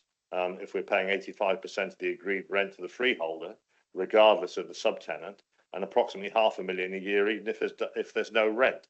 So, I mean, I just looked at that and thought, well, who on earth would buy that? And I mean, I think that's, that just seems a crazy acquisition, which I suspect is going to be very difficult to dispose of. And it may be one of these sort of zero things we give away. So actually, I suppose the question boils down to is how much control do we have over the valuation process? And do we have a proper policy to understand the officers who are giving the instructions? And there's implied in here that the instructions we give are not full enough in terms of a disposal. But that's, if you're employing an external valuer, the instructions they receive are what they will deliver to you. That's what the professional standards dictate. So if you don't know what you're asking for, you may not get back what you're looking for. Ben? Thank you. So the biggest part of our problem here is having multiple valuers. So what the auditor's referencing here is the different valuation policies by all the different valuers, and should we have a central one? We are close to finalising a procurement to have a single valuer, so that process makes it much easier for being able to explain and be clearly expecting what the council want back, because you're only talking to one person, not four. You are also correct in your statement about the property resource. So as part of my improvement plan proposed to Clive imminently, also talks about what resource do we need around some of this reconciliation within the property team as well, not just what resource we need within finance. Clive, then Will. Just make the wider point on that, Chair, that ultimately we sort of know what needs to be done here. The first year of coming together with the 5 councils was about pulling together, I think it's 11 sets of accounts, predates me, but the focus was around pulling all of that together. This last year, it's been about consolidating into one and making sure that we, as accurately as we can, we reflect what's in there. This next year will be about learning the lessons, improving where we know we can improve. And I'm looking at things as well as the things we've talked about, like grants registers, asset registers, to make sure that they're up to date and reliable, valuation methodologies, reserve policies. There's a whole range of things. We now look on that improvement journey, which I think will take a good 18 months to get through that improvement journey. So we know the what needs to be done now. We need the headspace and the resource to move forward and do what needs to be done to get us as a high functioning authority, high functioning finance function, which does things in the most efficient modern way. And we've learned now the errors that we've seen from before. We need to make sure we correct all those mistakes now. Can I just ask a supplementary? Just, Clive, off the top of your head, how much property, what's the value of the property we've disposed of in the last 2 years? It's in the paper. It's on page 94 of the paper. Well, certainly the valuation in 24/5 was 118 million. 2024 was 155 million. Okay, I mean, if we haven't got the policy, we're disposing of property to that kind of value, what, £250 million? Need to be on top of it. Sorry, that's all I need to say. So most of that will be commercial investments that have been, the approach to that has been well rehearsed through executive and other meetings. So that's the majority of it. But yes, you're absolutely right. And I suppose part of the assurance framework here is the property investment board that that members of the executive sit on, including Councillor Leishon. May I, Chair, just to explain the Property and Investments Executive Subcommittee, which hold meetings where even including the confidential items are open to all members. And then there's also an asset management group, and where decisions are made on disposals. You may recall, I can't remember how long ago it was, there was a paper at executive on a very significant number of disposals that were, those decisions were taken in the executive meeting. So there are different income streams from disposals. There are those commercial investments, heavily rehearsed in public meetings. There are disposals of the council's assets, some of which have been assets for a very long time and are underused. And then it's also really important, I think, that we understand that when there's a disposal to an academy, that the school goes to the academy, but even if the council, correct me please Clive if I'm wrong, even if the council has paid through borrowing and sales, section 106, to build that school, it goes to what is now a multi-academy trust. It may in the past have been a single academy trust, but no funds change hands. So the council's responsibility is to build it, ensure that it's paid for, and then it goes across to the trust. But that does not include any capital receipt for the council. Thank you. Chairman, may I just respond to that? I mean, I think final supplemental on this. Yeah, the issue that's being raised, I don't doubt that it goes through democratic procedures, but the issue raised or doubts raised here is about the valuation. So if the issue comes to the asset or the property committee with a valuation against it, it's what's happened before that is, I think, where the auditor is raising concerns. That's all I want to say. Okay. Barry, did you want to add anything? If not, I'm going to move on. I think we've set out what our concerns are around the valuation, and that Councillor Gwynn, if there's Councillor Wren, if you need anything further, up to that. Okay, thank you. Norman. I won't repeat my questions because Will's covered most of them, but just to add on the end of it, really what I had was the integrity of the asset valuations and also the clarity of presentation, because back on page 95, we've got disposed assets, a book value of 30 million for the end of 24-25 year, and yet page 117, investment property values at the end of March 25, 118 million, which you mentioned, Mr. Chairman, a drop of 37 million. So does that mean that we've had some book values in between, and what have we actually disposed of? It's not very clear. Ben, is that something, or Paul, is that something you can help with? Paul hasn't got his hand up, but Paul, are you able to respond? Sorry, no, not at this point. So sorry, what was the question? So we've got for one way in on page 117, we've got a valuation of 118 million, which was effectively given by two valuers. And then, sorry, where was the inconsistency for the other page? 96, because one was talking about a book value disposal of 30 million in 96, page 96 at the end of the year 25. And yet at the 118 million in page 117, you've got 37 million. So it's a question of, has there been some valuations been going on in the year which came in at a later date, or how was it done? It was just the clarity of the numbers putting it over. I think it's the difference between the book value and the value in the accounts, Paul, I think was the question. The book value and the value in the accounts would be the same for investment properties because they're valued at year end to their fair value, so they should be the same. I might need to take that one away then and come back to you if that's okay, because I'm not aware. David, correct me if I'm wrong. I wasn't aware of there being an inconsistency with the fair value and the carrying value.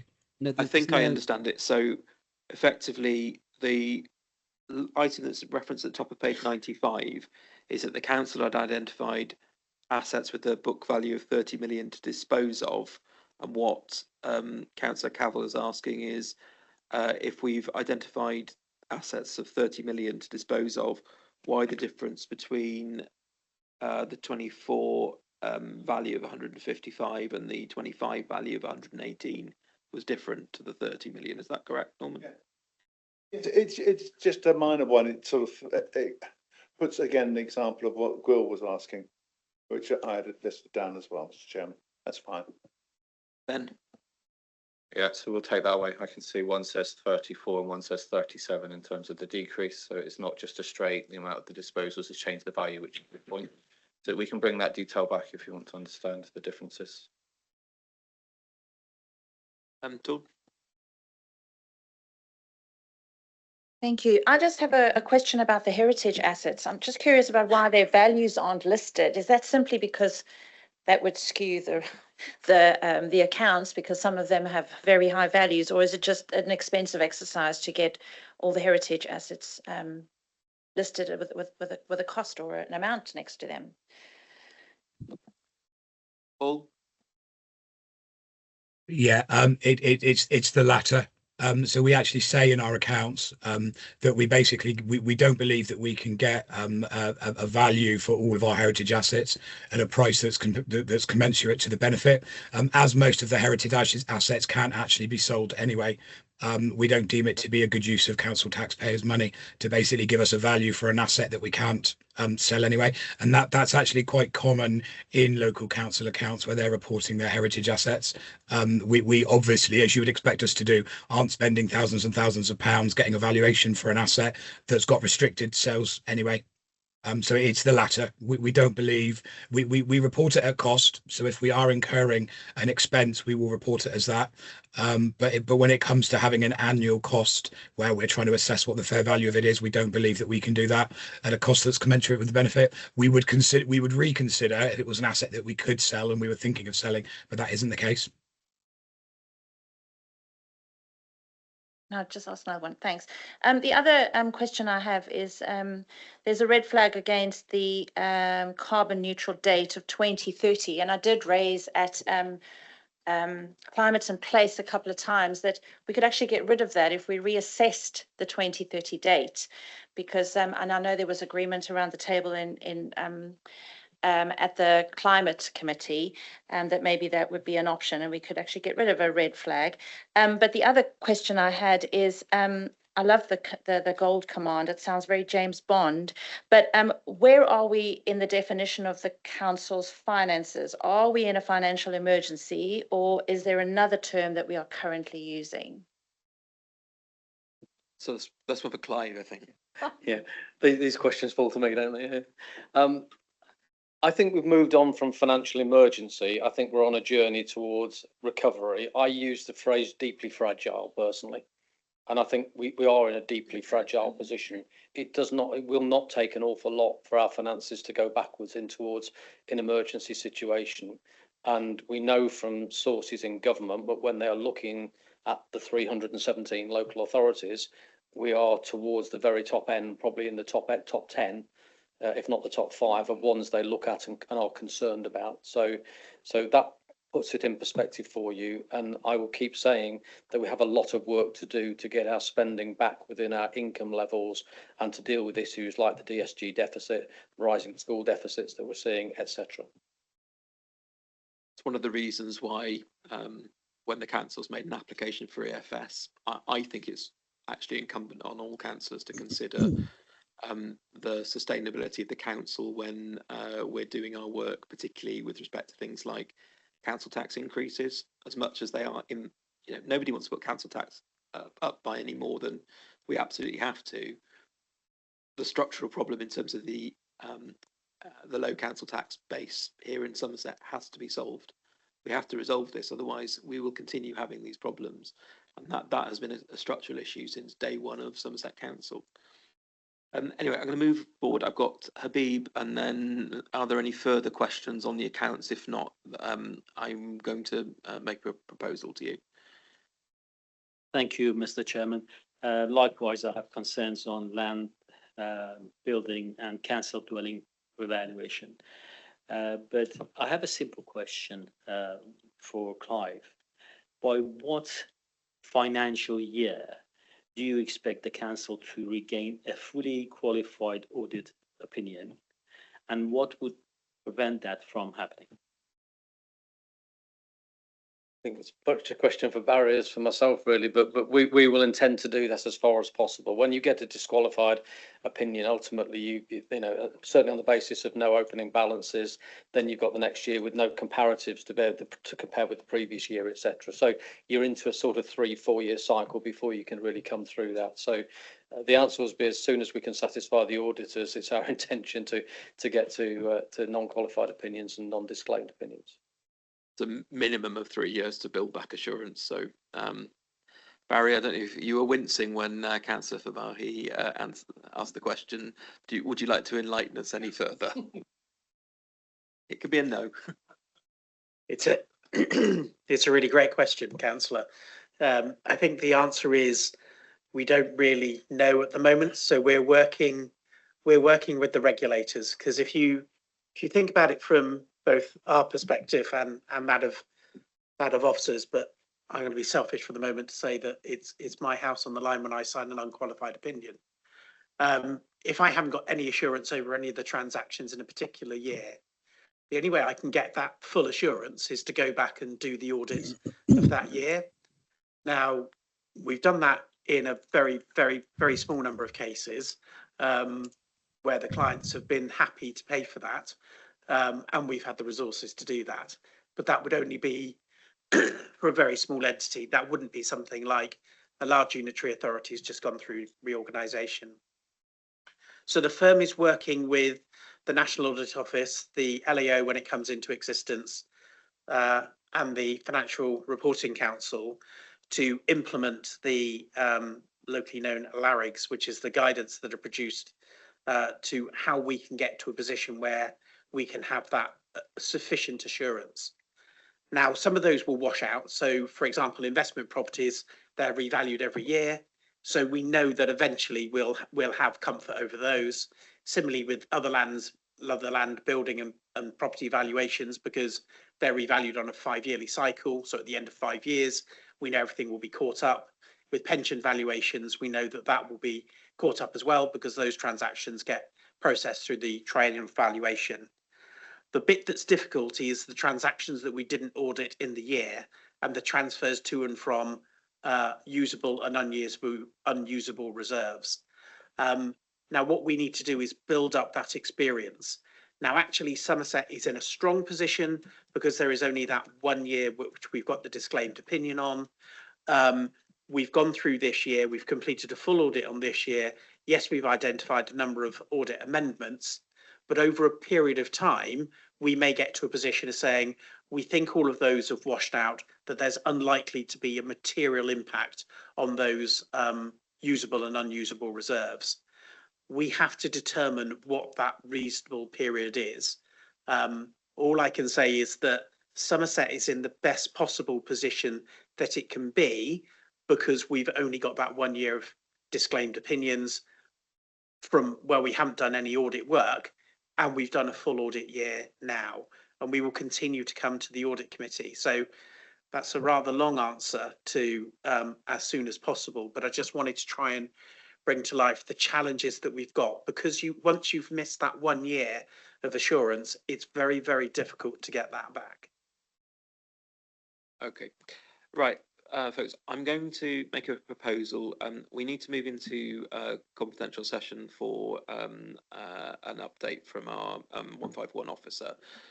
So I'm going to propose that we have a 5-minute break, but I'm going to need a resolution in order to move to confidential session. So proposed Simon, seconded Tim. All those in favour?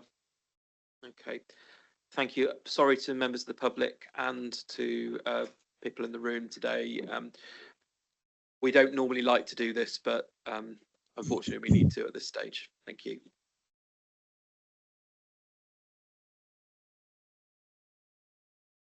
Right, everyone, we're going to come back to order now. So just before we broke up, we indicated that we were going to move into confidential session. I'm going to hand over to Scott to do some domestics on that. Thank you, Chair. And again, just to remind everyone that what is being proposed is a resolution under Section 100A of the Local Government Act 1972. The proposal is that the committee pass a resolution to exclude the press and public from the meeting on the grounds that the business about to be discussed involves the likely disclosure of exempt information as defined in paragraph 3 of part 1 of Schedule 12A of the Local Government Act 1972. And that pursuant to that, paragraph 10 of part 2 of Schedule 12, the public interest in maintaining the exemption outweighs the public interest in disclosing the information. And that is because the information concerns the financial or business affairs of Somerset Council. On that basis, I believe we had Councillor Coles proposing, and I believe it was Councillor Wren. Oh, sorry, it was Councillor Curley seconding. So again, just to ask that the committee resolve that resolution. That is passed, and in which case the committee is now formally moving into private confidential session.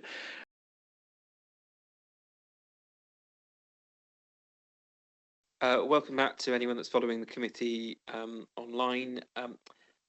I am going to propose that our current debate be adjourned to a later extraordinary committee meeting. The committee was informed of a post-balance sheet event. By adjourning, we allow additional evidence gathering that we require from the Section 151 officer and our external auditors. Therefore, I formally move that the debate on this matter be adjourned and resumed at an extraordinary meeting of this committee held prior to the 27th of February 2026. I commend this motion and urge members to support it in the interest of thorough and fair deliberation.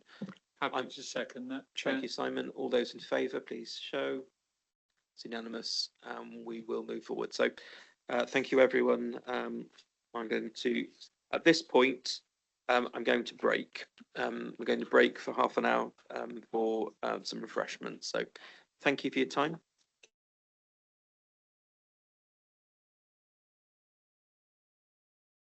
So welcome back, everyone. Sorry for the slight delay there. We're on item 7 of the agenda, which is the waivers and breaches update for Q3. So I'll hand over to Paul. I will just remind members, if you do want to talk about any of the detail, then we'll need to go into confidential session for that. But we'll try and keep as much of the conversation in public as we can. So over to you, Paul. Thank you. So the report round for the last quarter ended end of December. As you can see from there, we've got 6 waivers in total, which are all very valid and are all below threshold, quite small amounts. So from a procurement and legal point of view, nothing concerning in there. There are then 2 breaches for this period, which are quite frustrating, to be quite honest with you, because they're both retrospective requests. One is the media system for funerals at the crematoria. It's a long-standing contract, predates Somerset Council, and they've just carried it through. And we could find no trace of a valid approach to how this supplier was appointed. So it's 200,000. We've spoken, we're working quite closely with that service area, and they're very, very cooperative. And we're at the moment just trying to source a compliant route for that service, which will prevent this from happening again. It's down to ignorance rather than deliberate avoidance, shall we say. The second one on there is very retrospective. It is Wessex Waterworks. We were doing some work, they were doing some work. It was decided to use them to do it at the same time, which makes perfect sense from a financial point of view and from a convenience point of view. However, this work took place between April and August 2024, and they've only just got an invoice and they've suddenly said, we need to pay it. How do we pay it? Well, you can't because you haven't got a contract, you haven't got a waiver, and it's very retrospective. So as such, we've reported it as a breach. it's a common thing now. Most of the issues we're having is retrospectiveness rather than anything deliberately non-compliant. So those are the only two breaches. I've also included this time around a graph at the bottom which shows you the trend of breaches over the last couple of years. So I think you can see that there's a downward trend on these, both in terms of value and volume, which hopefully means that the message is getting out there and people are at least trying to do the right thing now. So that's basically the summary of the report, and I'm quite happy to take any questions you may have. Okay, so questions from the committee. Fiona's got a hand up. Yeah, hi. Mine's just an understanding question, please. It's around the columns. Repeat request column. Yes, I know what you're going to say. Oh, go on. I won't say it then. I'll let you answer and see if you've got it. Yeah, there was a bit of a, as I've said before, this is a very manual report, and there was a bit of a switch between the repeat request and goods, services and works. So all of the waivers are not repeat requests, and they should all have an S for services in the goods, services and works column. Good spot. I like to put one of those in every time just to make sure you read it. Oh, it's a shame I'm not there to get the piece of cake that gets the prize. And then if I could, one of them was number 1050. This is not detail, Chair, just to be aware. I wondered if something like this is going to recur, whether there is something that you could put into the procedures to actually allow an exemption of some kind, so that you don't have to keep reporting and repeating something that could be recurring like this. You are again stealing my thunder from next week. So we are. There is a papers being submitted to Constitution Governance Committee for next week to an annual review of the contract procedure rules. One of the things that we are looking to change is, I'll try and explain it. Currently, if you're trying to spend 53,000, you are supposed to go out and get 4 quotes. If you don't get the 4 quotes, you have to go through the waiver process. We then look at it and see if it's a valid reason or not, and report accordingly. Within the Procurement Act, there are 10 reasons for direct awarding contracts. And it is things like there is only one market supplier, or it's down to urgency. What we're now saying within contract procedure rules is that you need to get 4 quotes, or you use a framework through procurement, or it is a statutory direct award in accordance with the Act, but that must be signed off by procurement and legal so we don't lose the control. Sure. That will mean that it will get through quicker, and it will cut down the reporting, because essentially we're reporting on something which is perfectly valid. Yeah, absolutely. That will resolve exactly what you've just said. Great, good. Pragmatic, makes sense. Thank you.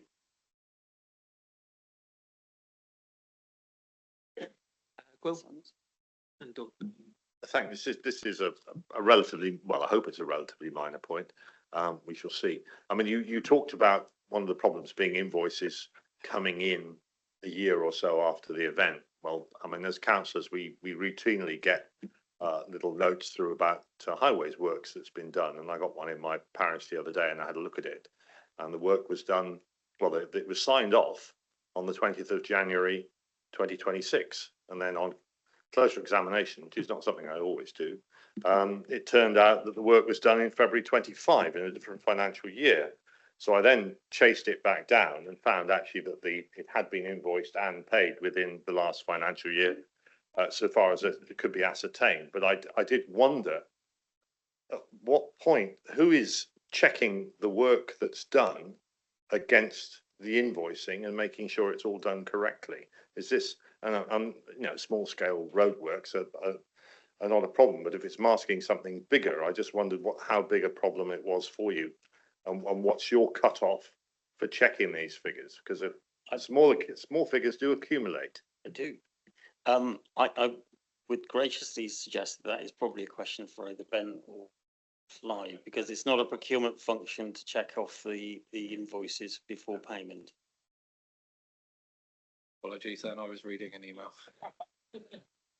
I mean, basically, it's if you're carrying out a routine job and the invoice comes, it doesn't get invoiced in the current financial year. Is there any check on that from the service that procures it, like highways, or within finance that pays the bill 6 or 8 months later? Who's supposed to check it and make sure it's chased up within the right financial year?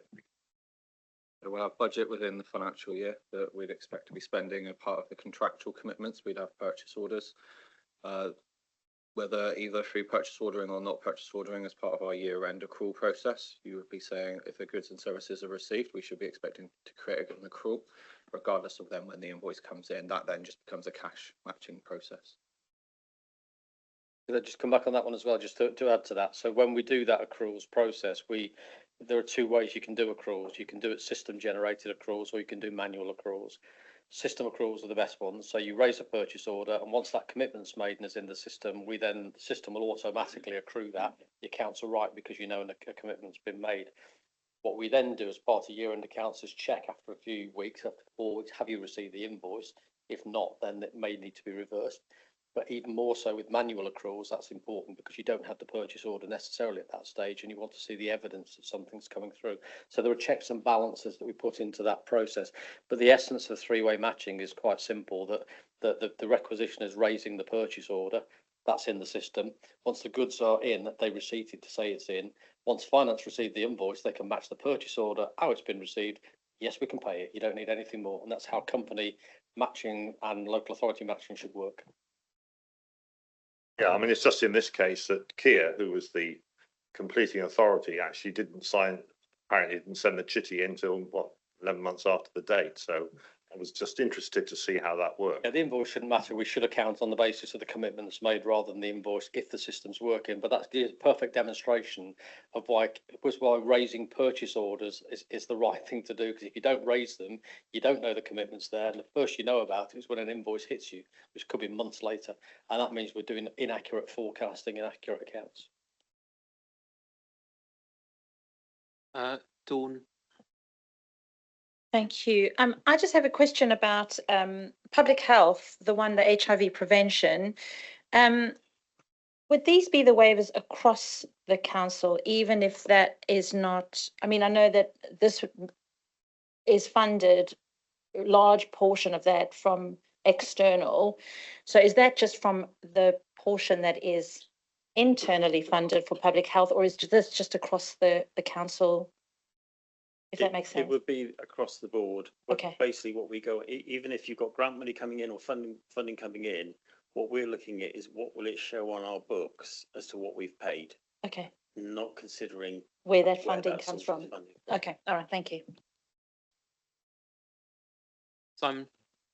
Thank you, Chair. Just looking at your chart on page 12, whilst I welcome the flatlining because that's where it should be, I'm also conscious that every other March and April we get a spike.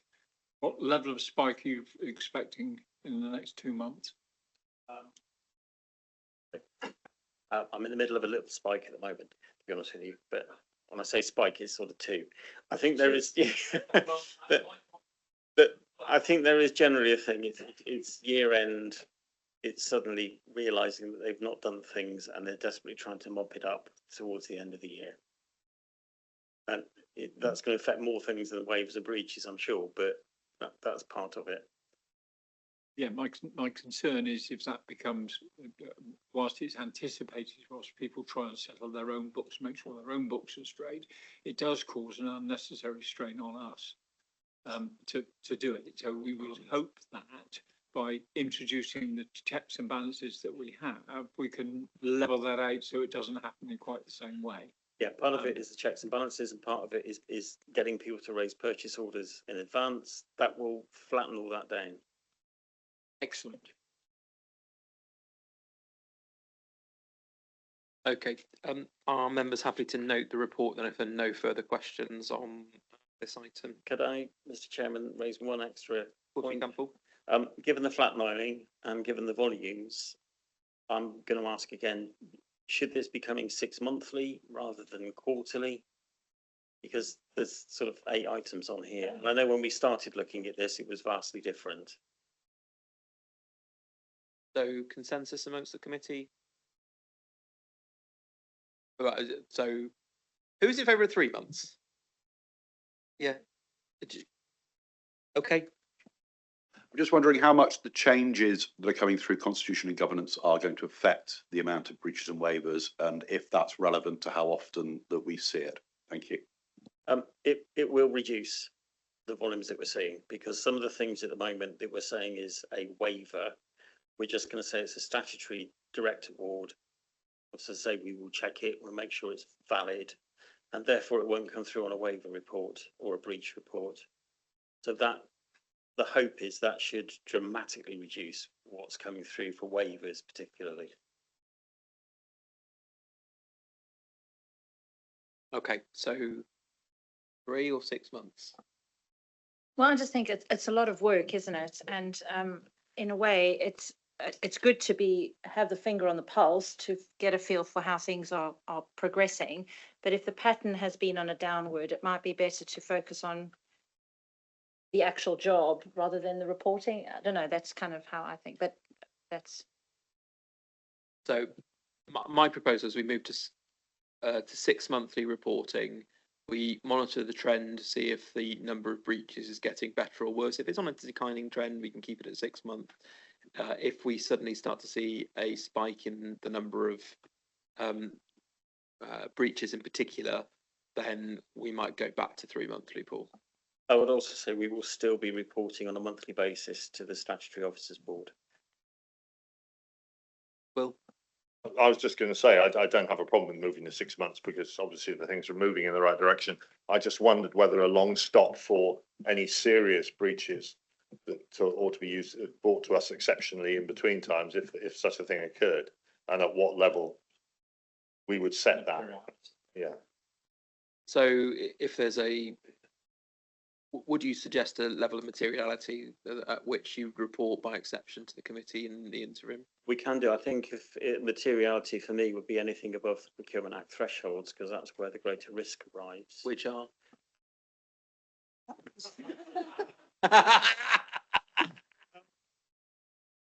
They just changed them. It's about. That's question 1. I'm going to fail the interview.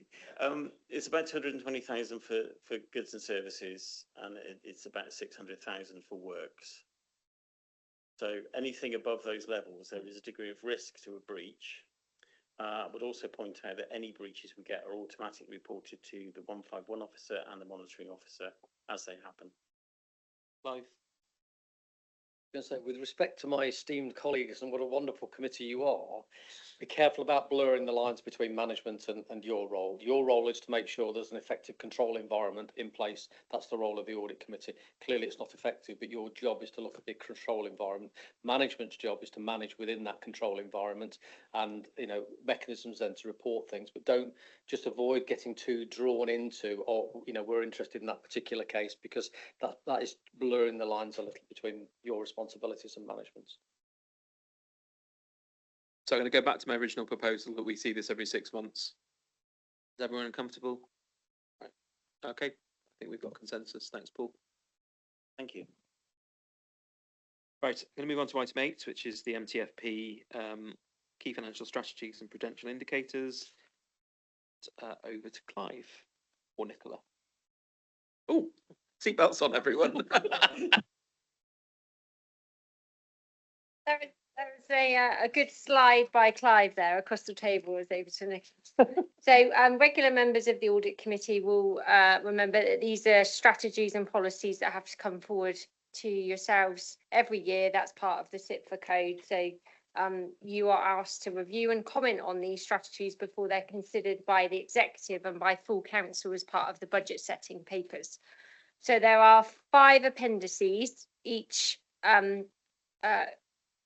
a plan to go through each of those just as a summary. We have got Anton in the room with us who I'm proposing to hand over to him on the Treasury Management Strategy.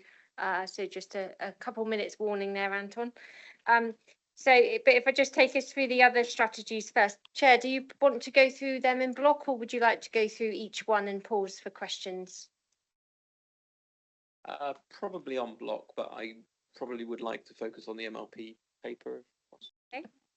So just a little few points about the capital strategy. So the capital strategy, as a reminder, underpins the MTFP and the Treasury Management Strategy. It ensures we align with corporate priorities, supporting service delivery, but it must be prudent, sustainable and affordable. Obviously, you've heard this morning that Clive described Somerset as being in a fragile financial position. I think this has been fundamental when we've looked at the capital programme going forward for the organisation. So our job with that is to ensure that borrowing is tightly controlled. We do not want to add to the pressures that Somerset Council have at this current time in terms of borrowing more. Despite the fact that we would like to deliver more as a council, you always would like to deliver more in the community, but unfortunately we're not in a financial position to be able to do that. So we have controlled anything new going into the capital programme, proposing that members only accept schemes that have been put forward for health and safety, legislative requirements or investor saves, where actually that if we spend some money on capital, we will get some savings in revenue. The capital programme overview is shown on tables 1A and 1B, which is on page 592. So you can see that the totality of the capital programme, which includes the HRA. So this strategy covers both the general fund and the HRA, with the HRA's main focus being on major works, compliance and new homes. Just in terms of that strategy, so although we're tightly controlling borrowing, one of the other hot points in our strategy is to emphasise that where we can, we should really be maximising the use of grant money into the organisation. We should be maximising our use of Section 106 and SEAL, and also then using capital receipts to deliver our capital programme where possible. So that means at the minute having a look at what assets we have got, what assets are underutilised that we could sell in order to then be able to deliver aspects of our capital programme in order to reduce borrowing. So that's kind of the main aims in our strategy. And then again, that impacts in terms of our affordability of our borrowing in our budget going forward for 26-27. I just wanted to draw members' attention to table 5A, which summarises our affordability for spending money on capital and then therefore our ability to repay debt. So you will see in the paper, which I'm just trying to get to the right Just give me the page number, Nicola, please. Yeah, 599. There we go. Just wanted to draw members' attention to the table in 5.8, which gives a proportion of net revenue stream there. And the fact that SIPA recommends local authorities do not exceed that percentage by 10%. Obviously, you can see there that we are below the 10% proposed for 26-27 at 7.7%. I'm not sure how much members will go back and compare to what we had in our last year's set of papers, but for 26-27, we were looking, when we set that budget, we were looking at a percentage of 10.48%. So the work we've done to have a look at our capital programme, have a look at actually, are we still going to deliver that scheme? Are we still going to deliver it in the time span originally anticipated? Is really kind of made a substantial beneficial change there to ensure that we are compliant within the SIPA recommendation. Another element that members, just as a change to this paper for this year, you might have noted that we are proposing to strengthen the governance around capital. So we are looking at the introduction of a strategic capital board and a corporate capital board. This will ensure that we're looking at, they will have an oversight of prioritisation, scrutiny of our capital programme, and have a monitor and the delivery of the capital programme. So members who follow the executive papers for budget monitoring, you will see that we are behind in our capital spend for what we forecast for the year. And we think we need a bit more oversight and control in terms of that capital spend, and kind of a bit more officers' accountability to that board feeding up into our delivery of the capital programme. That's capital strategy. Anton, did you want to say a couple, if we go in order a bit on the Treasury? I should be brief, given how long we've all been together today. So the Treasury strategy starts on page 605. It is a requirement of the SITFA code that we present a strategy to you before the start of the year. This is very much a continuation strategy. So broadly speaking, we're just going to continue what we have been doing for another year. I think that's about all I want to say. I suppose generally I should always point out that the level of borrowing indicated by this report, it's not us as Treasury saying this is what we desperately want to borrow for you. That's what the capital programme that Nicola's just spoken to requires us to borrow. And if there's slippage, we don't borrow it. Any questions? Yeah, well, let's do those at the end. Save those complex questions. So if we just move on to Appendix C, which is the minimum revenue position, policy, which is we all call MRP. So this sets out how the council will prudently repay its capital borrowing. There are no significant changes to the policy that members approved in for 2025-26. So it's the same policy. We're not proposing a substantial change to that policy. In the figures that have been calculated for MRP, they are based on asset lives in terms of what's in our capital programme. Obviously, we will be running with legacy brought forward MRP calculations based on previous borrowing that we're then setting aside to repay. And then obviously any changes to that are where capital schemes have completed from the capital programme, and then we're in a position where we have to pay MRP. But that is only in relation to where we have borrowed money to deliver expenditure in the capital programme. We're not expecting to make any overpayments of MRP in this in the next financial year. Nicholas. Heavy turbulence.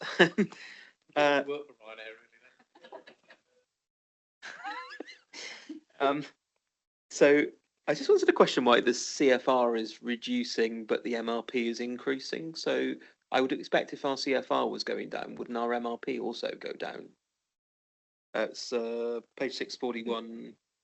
So my answer to that would be our CFR changes as our level of debt changes. So Anton's team works very hard to ensure that where we can as an authority, we do pay off debt. So the Treasury Management Papers. So I understand that the CFR is what the money we need to borrow, and the MRP is the money we're paying back. We're essentially setting aside to pay back. Yeah. So as the CFR reduces, I would have expected the MRP to reduce as the amount of debt outstanding reduced, but it goes in the opposite direction. Because the MRP will be based on adding, there will be new things going into the MRP as we've spent capital money. So everything that's in the capital programme at the minute that we are spending, which is we are borrowing to spend that, will be added. You can explain it to me some other time with crayons. One's year on year, the other's added to a whole lot.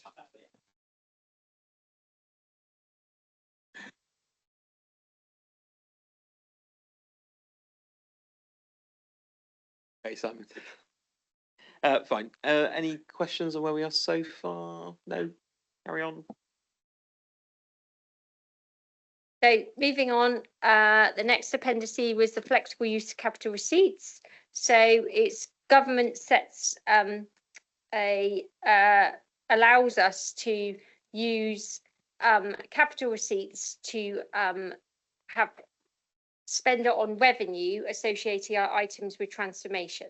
So ordinarily, revenue is revenue and capital is capital, and you can't spend capital on revenue. But under flexible use of capital receipts, you're allowed to have the costs of capital where it is in relation to transformation spent under this policy. So this has now been extended to 2030, but we have to set out what we plan to spend in order for then government to approve that. So this appendix is around setting out what we expect to spend on transformational change, service redesign and invest save initiatives.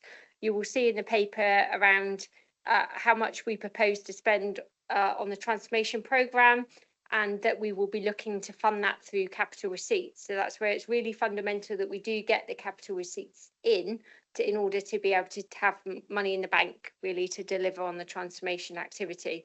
And the paper will details around the savings to investment ratio. So you'll see how much we're planning to spend there and how much we're hoping the saving through revenue terms will be, and that's closely being monitored by as part of our transformation team, and very much incorporated into the budget papers and the budget monitoring papers and the separate reports on transformation.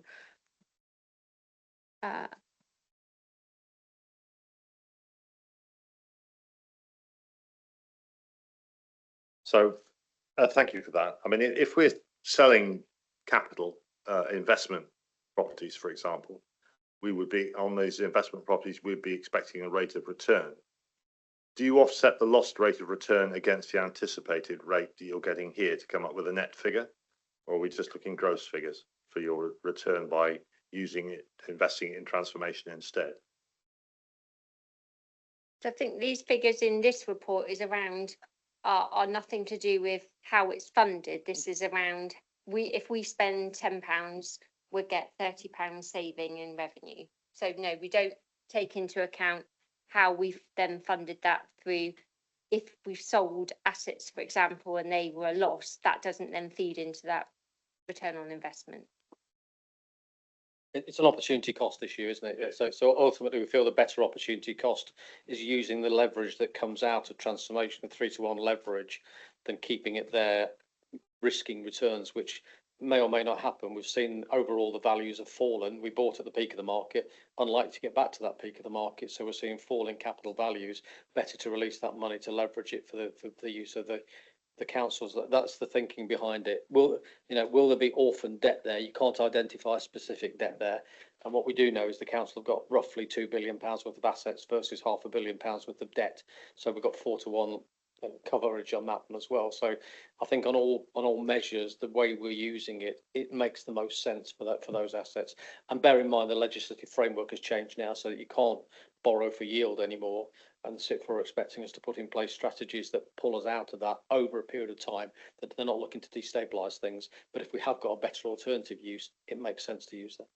Yeah, I suppose my concern is about the pace at which we need the money to carry out the transformation, and to what extent that influences the disposal. Yeah, if you're questioning if that's a fire sale, we're not doing a fire sale. Okay, moving on. Which leads nicely into the non-treasury investment strategy. So that's around how we manage our non-treasury investments. So these are all the investments we've got that aren't managed necessarily through Anton's team. So it covers existing commercial and service related investments that have been inherited from the predecessor councils. Obviously, as Clive's just mentioned, councils no longer undertake these new investments. And so this paper really centres on the management of those and the disposal of legacy assets. So not only do we have the commercial investment portfolio that we have a strategy in place for the disposal of, but also we are doing that exercise to identify all of our underutilised other assets that we could look to sell and utilise those funds in a different way. So this paper just covers the strategy linked to that, and kind of how we will monitor that going forward. Chair, through you, if I just may bring out gravity as one issue within there. So you'll be aware of a commitment of 150 million to the Gravity Agratas project. We're looking at the funding of that again, because that funding was very much putting the onus on the council to do the borrowing first.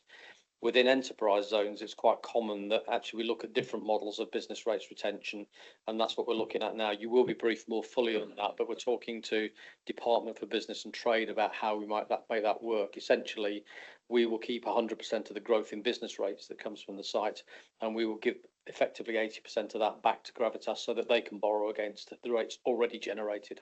So it de-risks it from the council's perspective. They still get to borrow the money they need, and we get some limited grant from DBT then to cover some capital costs that are our responsibility and some revenue costs. So it would seem a wholly better model than us taking all the capital risk, which we were doing. Simon? Thank you, Chair. I've got a slight problem with business rates because we've done quite well in Somerset, encouraging new businesses, and for that we got penalised by 10 million quid. So I'm a little bit nervous when we start talking about retaining 100% and giving away 80%. So I'm just slightly nervous because. So let me reassure you. Let me reassure you that within the general business rate sector, you're describing what's exactly happened. We've lost some of that local growth back to the national pot, and that's frustrating. Within enterprise zones and within investment zones, I don't think we have an investment zone here, but we certainly have the enterprise zone. We're allowed to keep 100% of the business rates growth. So that's a key fundamental principle that sits behind that, and we can use that in order then to leverage the model that we're finally agreeing with DBT at the moment. So it's intended to leverage the benefits of an enterprise zone, but at the same time de-risk it from the council's perspective. Okay, thank you for the explanation. I hadn't picked up on that nuance. Chair, could I just caveat that obviously we're in a situation where we are still finalising the budget figures. So there may be minor amendments to these papers before they go to executive and full council. We're not expecting substantial changes, but figures are still moving about within the budget papers. So then if you have the papers at full council and think they look different figures, that will be why, because we have to update them. Okay, that's fine. So members of the committee happy to note the suite of documents. If there are any further changes or refinements that you would like to suggest, now is your opportunity. If not, I'm going to move on. Fine. On that optimistic note, we're going to move on, Simon. So item 9 is the audit committee work plan, which is really just for noting. Obviously, that will change given that we're now having potentially an additional meeting. So that takes me to the end of scheduled business today. So thank you all for your input and your contribution. Look forward to seeing you over the coming weeks and look forward to. Thank you, Chair. I'll see you at the end of the month. Thank you. Thanks, everyone.